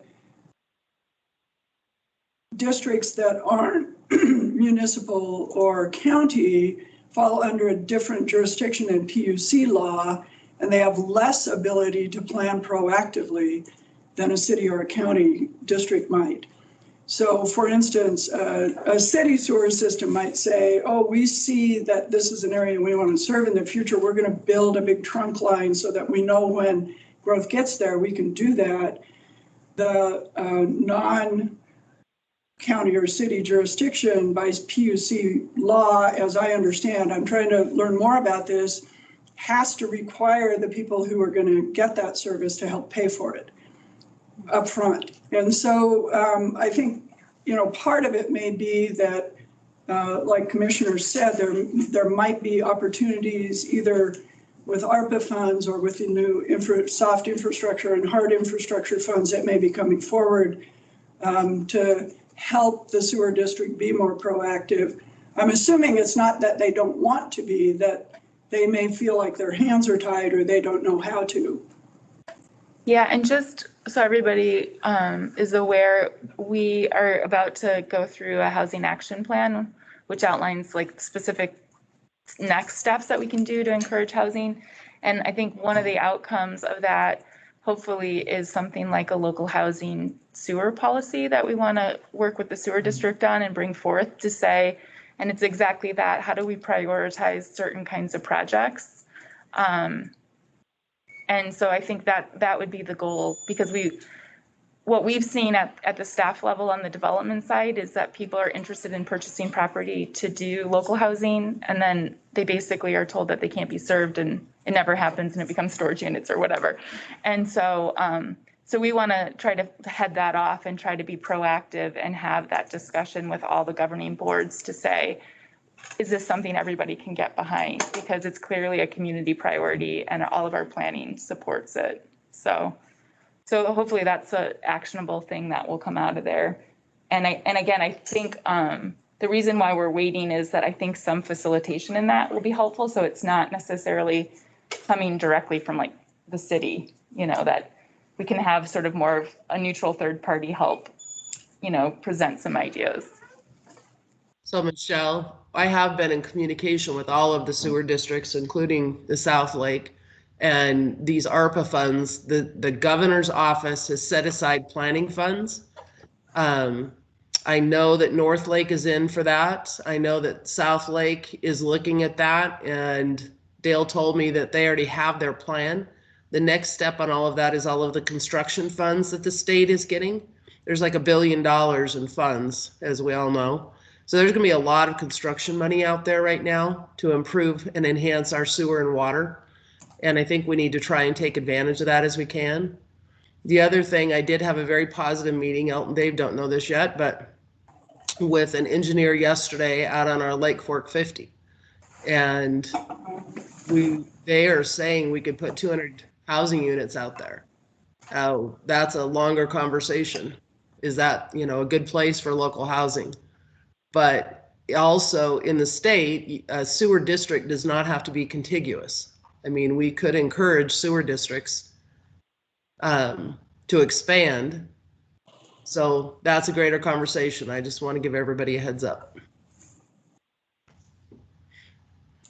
So we only have 12 minutes left. I'm going to make a suggestion if I can. I've got a list of questions that I think might be helpful if everyone on their own were to answer, and I can get those to Michelle, and either I can help her or the staff can send them out as a survey, if you will.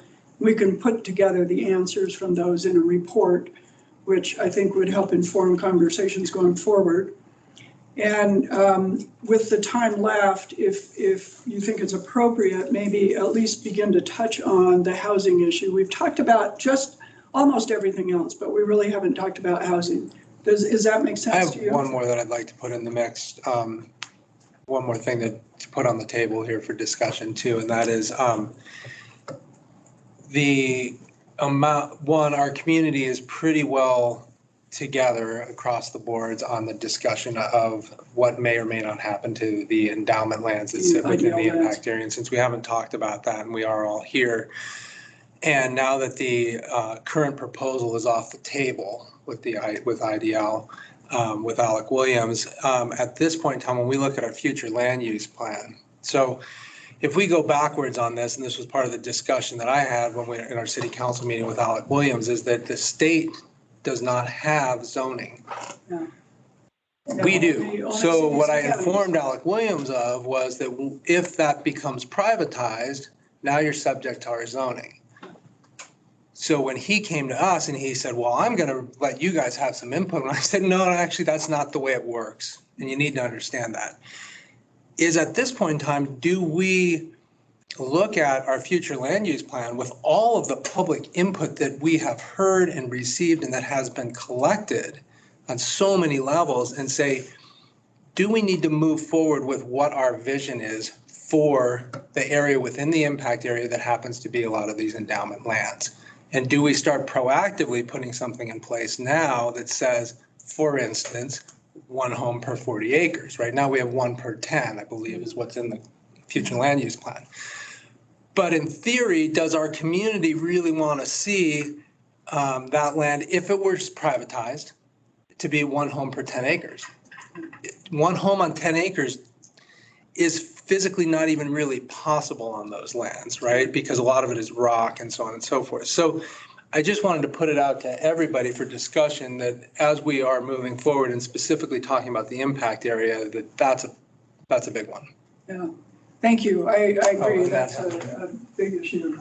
Sorry, I just also wanted to point out that on today's agenda, we had a second agenda item for discussion, and I don't want to run out of time and not have a chance for Rick to talk.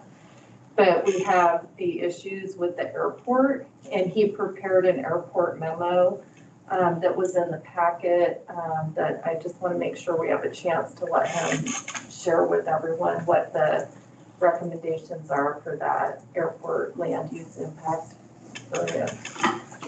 Thank you. Yeah, I was going to mention the airport. Protecting your airport is an incredibly important thing. And there are lots of best practices around that. I think with the opening it back up to the housing, we're about to embark on a new process with housing. So I think we can continue that conversation because I think it's going to warrant a lot more time. Just to piggyback off of the IDL thing, because I think it's a good question about our future land use map shows it as ag forest, which is a less intense, and it's not necessarily residential. And so I think that's a really good question for the group. And then secondly, something that the council recently did on a property, because we're anticipating a large development just east of the Woodlands and the school. So there's actually something in the city impact area code that says you can designate areas of critical concern. So I thought maybe it was a good question for this group, and we could include it on that questionnaire. Should we be considering that designation on these endowment lands around the lake? What it essentially does is before anybody could come through any land use process, it requires them to do an environmental assessment, and we can define the scope of that. So it actually requires people to stop, think, study, and figure out what's on the ground, sort of in existing conditions, EA, before they're proposing anything. So I kind of wanted to throw that out too as an opportunity. It's a tool we already have and we really didn't use until recently with this other sub in the city, but I thought for the impact area, it might be something to consider as well. Great point. I think that's a great idea. Great point. Great idea. Just to kind of get ahead, because I'm pretty sure we'll see other proposals, right? Well, and the one you're talking about when the Woodlands is in the impact area and in the city. Yeah, exactly. And so with the endowment lands, this would be one more thing where a developer might argue that, hey, God, it's so hard to work with the city. There's so many hoops you have to jump through. And it's like, well, guess what? This has been here a long time and this feeds our watershed. And so, yeah, you're going to jump through some hoops if you want to do something out here. And that's what you're saying is a great, because we already have the tool. Yeah, there's a tool in place. And right now is the time for us to be proactive on the question of the endowment lands in the impact area. Just like, with housing, a time to be proactive is when we're in a recession. So right now we're well aware there's nothing on the table. It's a good time to be looking at this, right?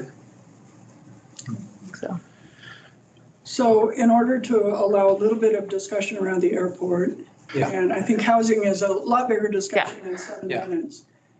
Why don't we do this? Why don't I will work with Michelle to figure out follow-up. We'll get follow-up to you. We can either have an online or offline discussion about next steps and what all you want to do.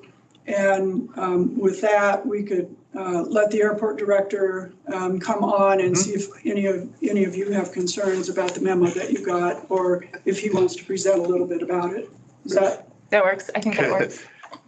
Can I throw one thing out there? I think that we absolutely need to have some comprehensive planning between Lake Fork and Mccall. Beyond, just beyond our impact zone out to Lake Fork. I think as far as the residential development, commercial development, I think we need to be on the same page as what that looks like, because that's what's gonna get chewed up first. We put one house on 20 acres and we have some weird version of sprawl. The water gets sucked out of the ground. All the poop gets put into the ground. I think we really, that for me, that's trying to figure out how we move forward in that zone is incredibly important. That's just beyond our impact area. So Well, I'd like to have that that actually one. plays into the protecting the airport, I believe, as I'm looking at the map. What I hear you suggesting is that there's a more intensive effort to comprehensively plan for the area in between, rather than the rather broad plan that the county has today. Yeah, beyond our impact area, the Mccall impact area. I think that you're looking down realistically to Lake Fork is. Well, I've got that on the list for sure. Awesome, thank you. All right. Well, with that, I'll go ahead and turn it over to the airport director. Well, thanks everyone for being here to listen to the airport's concerns. I just want to give you a little background to start with. In the time that the airport has existed, the land immediately south of the airport, which is located in Valley County, has been open pasture land. This open land has provided a buffer between the air traffic at the airport and not having incompatible land uses such as homes, schools, and businesses. Now with the Mccall Ranch sales, the 360-degree ranch development and individual houses being built there, concerns are that public safety may be compromised, that undesirable living conditions will result in increasing numbers of homeowner complaints, and might end up causing restrictions on the airport, which is a multi-million-dollar asset to both Mccall and Valley County. The city of Mccall desires to minimize the incompatible land use in this area. And to achieve this goal, the airport has long and short and long-term recommendations for both Mccall and Valley County planning and zoning.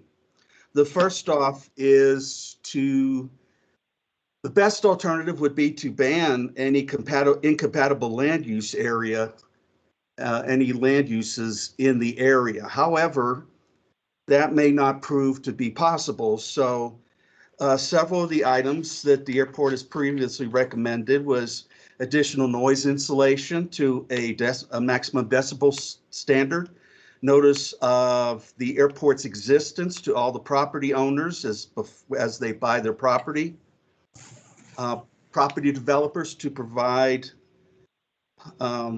potential homeowners with the maximum height of buildings when they sell the plots, request airspace studies from the FAA, which is a Form 7460, and the developer to require the developer to follow all FAA recommendations, and the developer to grant an navigation easement to the city of Mccall, which is an agreement between the city and the property owner for overflights of the house.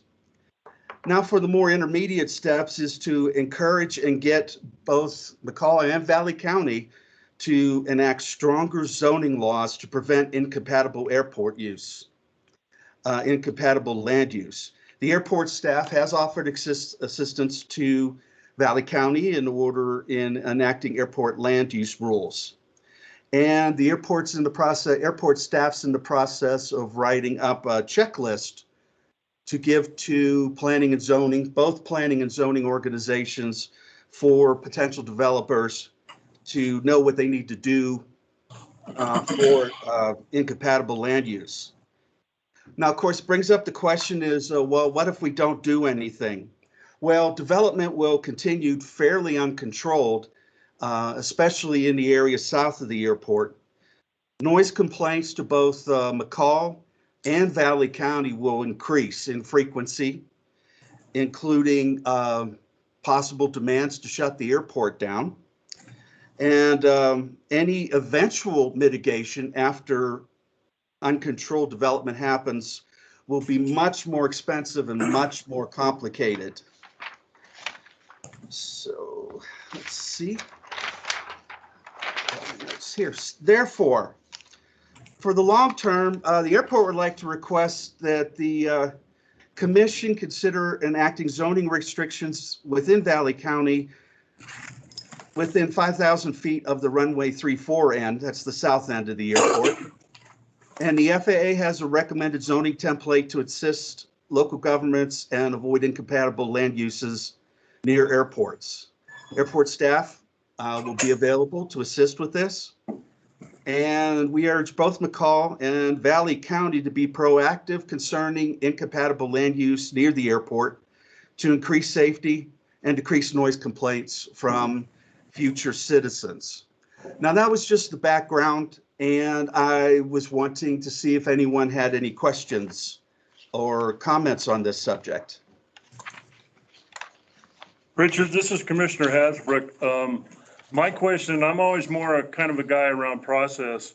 When this subdivision was planned, were you guys notified by our P&Z staff that this was coming down the road? Yes, I've been on their list. I've been on their list for about a year now, so that projects will be coming down the road.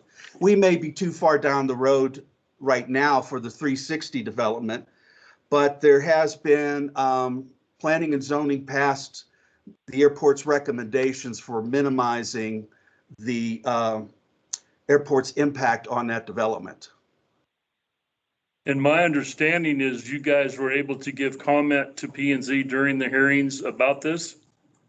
Yes, before and after. Both the airport provided comments, TO Engineers, which is the engineering firm for the airport, and ITD Aeronautics also provided comments. And there were comments provided at planning and zoning by one of the pilots in person and the manager of Mccall Aviation, who was on the telephone. So I guess my question is to Cinda, were all those inputs taken in during P&Z and everything was? Yes, there are Okay. conditions that apply each and every request of theirs. So I guess outright, shortly, the only other option would have been for the airport to buy that piece of ground. Yes, that was one of the considerations, and to purchase that piece of ground, and I estimated $50,000 an acre, it would cost just short of $2.4 million. About what you pay the mayor. And he's worth every penny. Conservation subdivision design. Yeah. Do you want to bring that up? Yeah. Yeah. And to follow on with that question, if we were to purchase all of the property from the airport to the opposite, the south end of the 360 ranch, it's an estimated $10,400,000 property purchase, and that's assuming $50,000 an acre. So, and Cinda, my understanding is it's too late for anybody to appeal this? Yes, the appeal period was last Monday. So what are our options? So El, this is Sherry. From what I'm understanding, Rick, we have adopted all of the recommendations that you provided for this. So without a purchase, this landowner is adopting your rules and regulations. So what else are you asking the county to do? Well, for the 360-degree ranch, there's not much more to be done as the project is it seems to be going forward. But what I'm asking for the county to do is to keep this from happening, which will continue as more land is development in the Mccall Ranch division of property sales, to get stronger zoning in place so that multi-unit housing, hospitals, anything noise sensitive is controlled. And there are similar planning and zoning rules and regulations in the Mccall code. So I could assist with to assist with Valley County to prevent incompatible land use south of the airport. So you just want an airport overlay? Yes. And I think, sorry, Jerry. oh, I think that's fine, but Cinda, I don't have a problem with that. Do you see any problems with that, with what's currently happening out there? I mean, we tried to get Judd DeBoer to do, I tried to get Judd DeBoer to do some of this before these properties were sold. And unfortunately, he did not get any of that done before his death. But all of those properties south of there have been sold except for the pieces immediately south of the airport. I believe a DeBoer still owns those. All of any development in that area goes through the conditional use permit process. If I could suggest, I don't know that we would ever approve something that, didn't meet the requirements of, the recommendations from the FAA, ITD, and the city of Mccall concerning the airport, so long as, we can back them up. That's got a high groundwater table out there. I don't see any high density residential development of any sort. I don't see any hospitals going out there. So we've already had a number of building permits out there. We've had, over off Highway 55, we had that commercial subdivision for Hanson. But yes, we'll implement, the conditions of approval that we can enforce out there. I worked with Blaine County and Friedman Airport and the cities of Haley and Bellevue on a process sort of similar to this, a ranch that spanned the highways south of the airport. And what they ultimately did was take all of the density that was allowed under current zoning on that property. In that case, it was one unit per acre. It ended up being, I think, 185 units, and got an agreement to move all of that development to the east side of the highway instead of the west side, so that the direct flight path was completely protected from further development of residential housing. Didn't reduce the amount of housing that could go in there. It just moved where it was going to happen so that the airport flight path was protected. You might at least think about a similar process or talk through it as a suggestion. Once again, other than from the end of the runway or the city property there up to the pond, everything else has pretty much been sold all the way to Johnson Lane. It's 20 to 40 acre parcels. As I was mentioning, there's multiple homes currently being built. It's done. They do have, in some of the flight pattern, I noticed on the plats, there are no build zones because of the runway, or the flight path, I should say. But that property's done. So I don't know, really spend much time on it other than, I don't think they're even allowed to split it any further based on, I'm not sure about on the plat, but and other than that small section up from the city land to the pond, it's already been developed and building on. But we did have, communication with the FAA, ITD, City of Mccall, the City of Mccall Airport engineer. Yeah. And we took all of that into consideration. So I don't know how to say this without sounding rude, Richard, but it sounds like we followed the protocol that we were supposed to do and contacted everyone that we thought should be involved and proceeded. It sounds like there's kind of a change of heart on what's being proposed there now. And I kind of, like Bob said, I think it's almost too late. I don't know about this little piece of ground that's directly south. Maybe that's something that could go into an airport overlay. But we'd have to talk to the landowners and find out how they feel about it. And I would love to see what your guys' future use plan is for the airport, because you guys need to buy ground for a tower one of these years.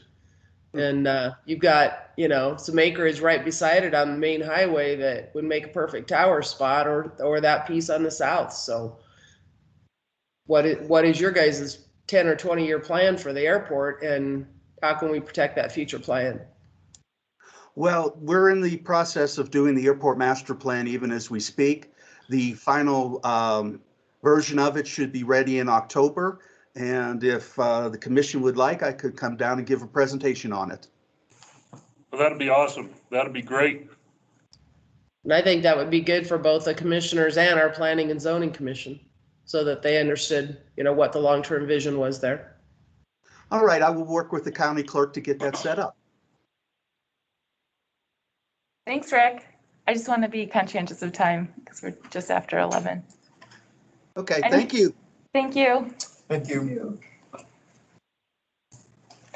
So Michelle, I'll turn it over to you at this point. Yeah, I just wondered if there was any kind of final thoughts or things people wanted to get off their chests before we adjourn. I really appreciate everyone getting together, and Elaine and I will work on kind of a follow-up survey, because I know we were hoping for more discussion. It's really, I think there's so much information, and it's easy for us to go so many different directions. So we'll definitely follow up and then figure out what the next steps are to continue the conversation, and then hopefully the action associated with that. So, but if there's anything else anybody wants to say, feel free. Michelle, one thing I would like some input on, the county is going to be discussing a moratorium on large land splits. Right now, if you can go down to 20 acres without having a subdivision plat. And I would like to know everyone's input on that. I kind of feel like 20 acres is too small. Is it 40 acres? Is it, what has worked in other communities? Providing input to the county on that would be helpful. Well, especially knowing what we know about DF development and some of their plans, that was one of the things they discussed was 20-acre parcels. And we said it's got to be hooked up to a viable, workable road, whether it's private or county. It's got to be up to good road standards, and you can't leave us with everybody using an old logging road to access that, because that's not going to work for EMS and fire. But we do need to have that conversation. And I think we're planning on doing that the 7th, At 10 a.m. September 7th. So anybody has any thoughts, send them to us. Well, that's just when we start the moratorium. What we were talking about is having an ongoing conversation over the period of the moratorium so that we could discuss this in greater detail and get some input on it.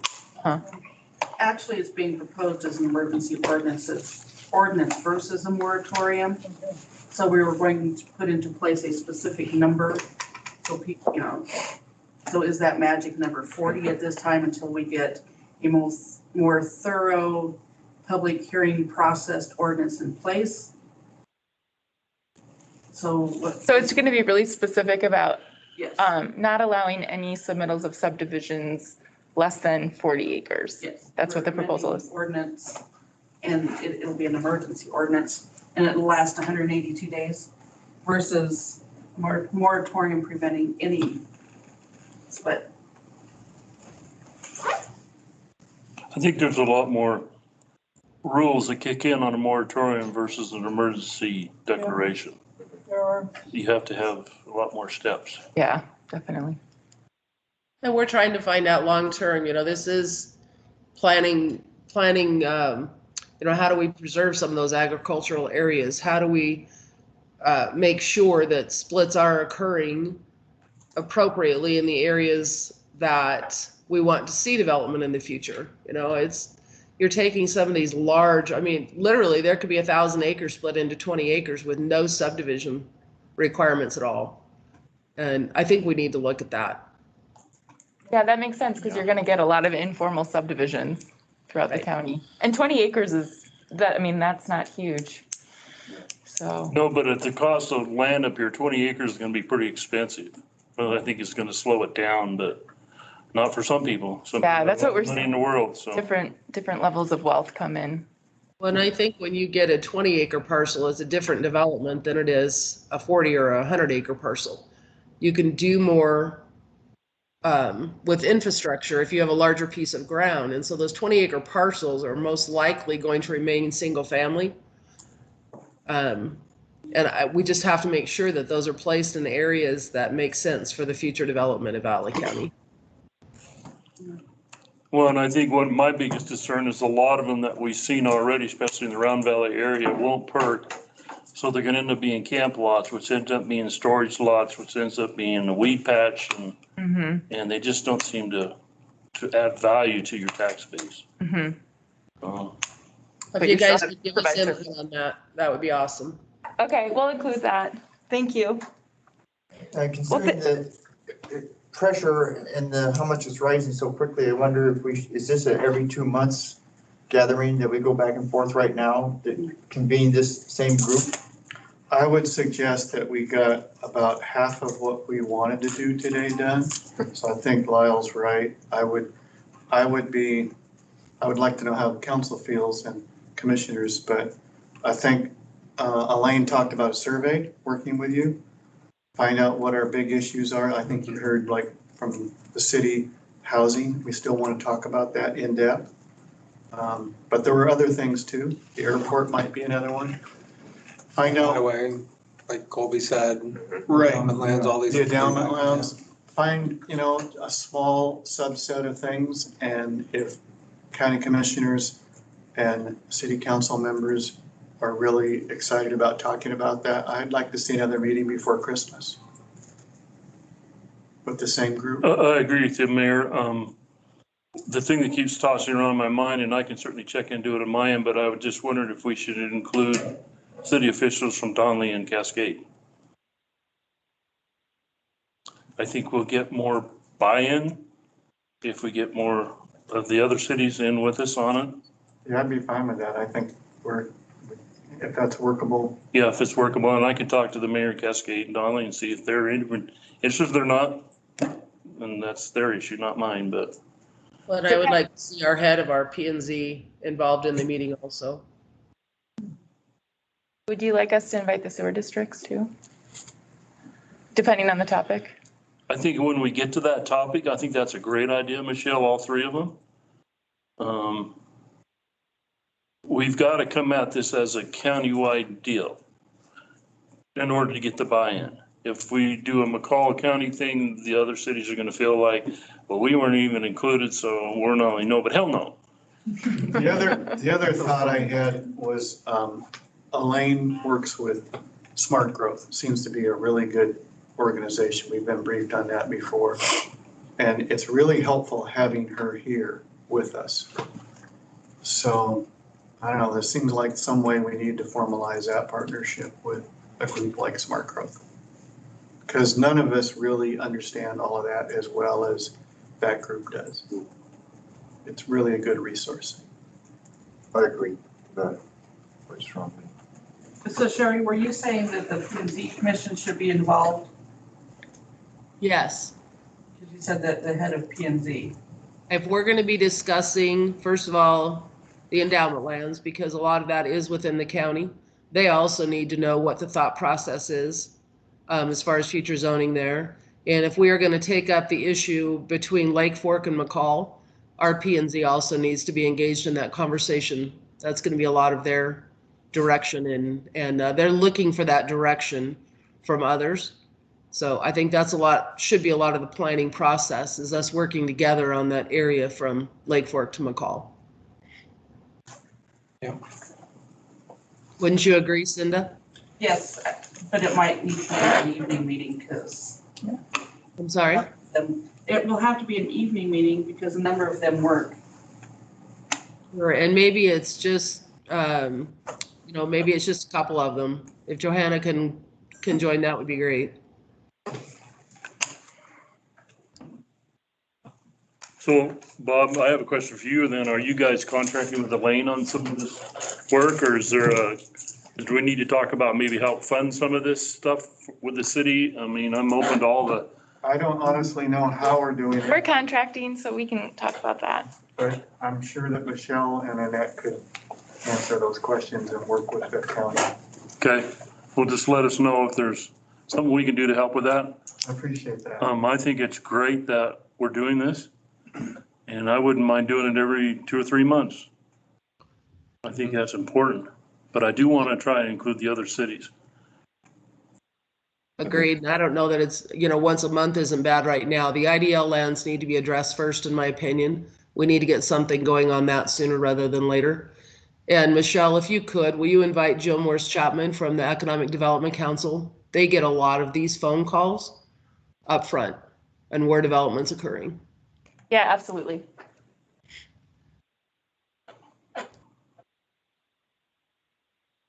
Yeah, I mean, I think that we have enough hot topics that we can have one topic in a meeting and have plenty of discussion on it. I think we'll see the results from the survey and kind of maybe that will help guide where we move forward on and what the priority topics are. But yeah, I agree. It's really nice to be able to have these conversations and make sure we're on the same page moving forward. And I think it is really important to involve the other cities as well. And there's a ton of interest involved in it. So it's a matter of finding, really pinpointing a topic and finding who really needs to be, providing input in these meetings too. So Michelle, the survey you're doing now, is that just for Mccall City or is that a? Well, we were thinking just with this group, just to kind of gauge, like we didn't get through a lot of the topics, and then based on the results of that, we could help format the next meeting or two. Well, real quick too, on the IDL land, they can have a new proposal come in on any of those parcels now, today. It doesn't have to be a whole big, they can just do the state 80 or the 80 that's in town or the one over at Golden Cove. It could be anyone from anybody. So they could have a brand new application tomorrow or today. So I think and now that it's been exposed as much as it has, that people can do that or develop. I think we need to try to look at that pretty quickly because we could be dealing with a new application immediately. One thing I would just say is so I've been working really closely with United Payette and other groups on the IDL issue. I thought they were releasing a position paper today that's going to kind of outline a strategy that they're moving forward with. And it's a combo of county and other integrated partners on that. But what they're, just to give it kind of an overview, is proposing is a 5-year lease that would sort of push pause on that development right now, or the potential for it to be disposed of. And if that occurs, then I think it gives us a little bit more time to just kind of stop and reconsider what we do want out there. So that proposal is going to be moving forward in the next few weeks. And the council got briefed on that last night. I know you guys got briefed on it last week, right? So it seems like everybody's on the same page in supporting that effort.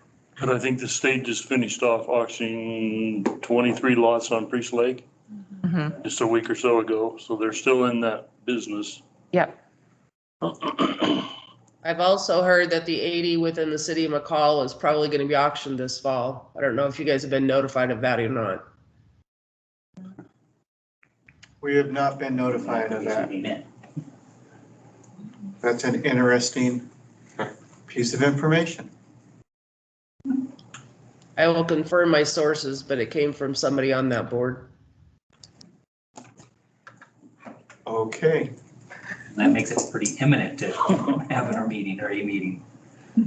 So maybe what we should talk now is about when we should meet again, set a date, so that everybody can get it in their little computer head, mind, phone, plan for it, because if we wait and try and do this later on to find a date, it's really hard. I would say if there's an auction coming up for that 80, that's pretty important property. I mean, that's probably fits more into the city, whether it be part of this overall group, but I think overall discussion, it probably something sooner rather than later. Well, let's get the information and the actual factual information before we get too wrapped up in hearsay. But we also do have zoning in place on that parcel, which is not terrible zoning as far as what's gonna happen there. So maybe, yeah. A Thursday evening, are we looking? The size of the group we want to have, is that a good time of the week? What's the best way to approach the next? Is it as a work session, Annette or Michelle or Helt, or how do we assess what the next one will be? How long do you want to set aside? An hour, 2 hours? Like, what are you thinking you need? I think you need a minimum of 2 hours to do anything. We're at 2.5 and we haven't even touched everything. And that would, someone, I think, Colby, you suggested like the hottest topic, depending on the survey. You'd be lucky to do one thing effectively in 2 to 2.5 hours. Right. That's what I'm learning. Maybe we need to propose a timeline of like, there was mentioned kind of, a few months out, that maybe based upon the survey from this group, what are the main topics that we say we want to hit on 1 or 2, and then push out the next ones and somehow prioritize so that we can, because this is really beneficial, obviously, to all of us. We all appreciate it. It's great. You might also consider a larger venue. I mean, the church out of town has that new venue out there. We're gonna have more commissioners and other people, might consider one of the larger areas too. I know they have a pretty good meeting area out there now. The biggest challenge is if we're going to use video, of whether or not they have the bandwidth to be able to support it. I have been in conversation with the school district, and the Commons does have the bandwidth to handle video. So that's also an option. It's a nice big space, plenty of room for everybody. So maybe we ought to look at early November, Thursday night. Well, Council, you do have on your upcoming meeting schedule a tentative time slot on Thursday, October 28th at 5:30 that has nothing scheduled yet. Already on your calendar with no topics, so if that's something that sounds like it would work for the other parties, we could slot it in on that night. Works for me. Cascade, use your facility. We could use the the commissioner's room. That's not an issue either. We can do it down there if you want. I don't know about the other cities, haven't contacted them yet, but I was even looking at the 30th of September, which is a Thursday, the last day of the month. Is that too soon? I think that's too soon unless there's a true crisis that we don't know about. So then let's shoot for the 28th. Yeah. So I want to tell you guys, just because this is exciting, on the 28th, as part of one of our public art projects, the mill whistle from Round Park is going to blow for the first time. So there'll be an event midday, like a lunch, and there'll be a little bit of history, and we'll have some of the old mill workers talking about their experience and talk about our public art program. But just so you guys know, that's kind of cool, and that's happening that same day. And you're all invited. Okay. On October 28th or? Yeah, October 28th. Yeah. Seems like that's a good evening meeting then. Figure out the details and see if that works for everyone. Winter City Council meetings on Monday nights? Second and fourth. So you guys would be available on a Thursday? The city council would be, I don't know about their P and Z. They meet on. we don't have one right now. So then let's shoot for the 28th.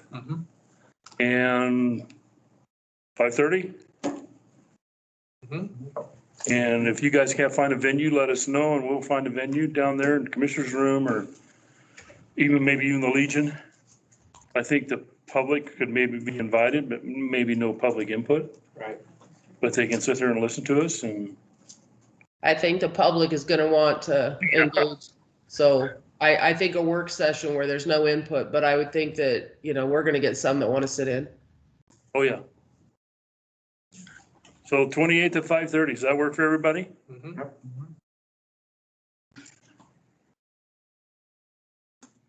And then location to be determined. Okay. Maybe we can buy pizza out. We could. We could do that. And I think, I was thinking, No, we probably shouldn't open the bar at the Legion. That probably wouldn't work. Some creative ideas. Oh, we're coming down your way.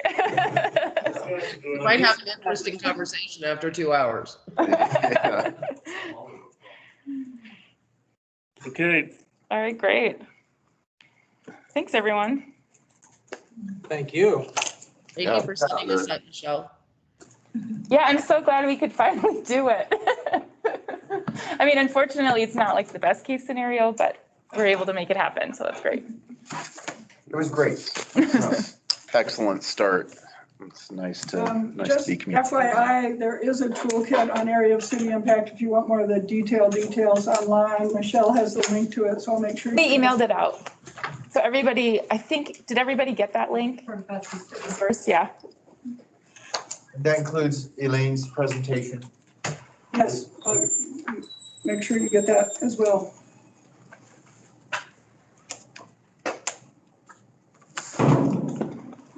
All right, thanks you guys. This was a great start. Thank you. Thank you all. All right, thanks, everyone. Session. You later.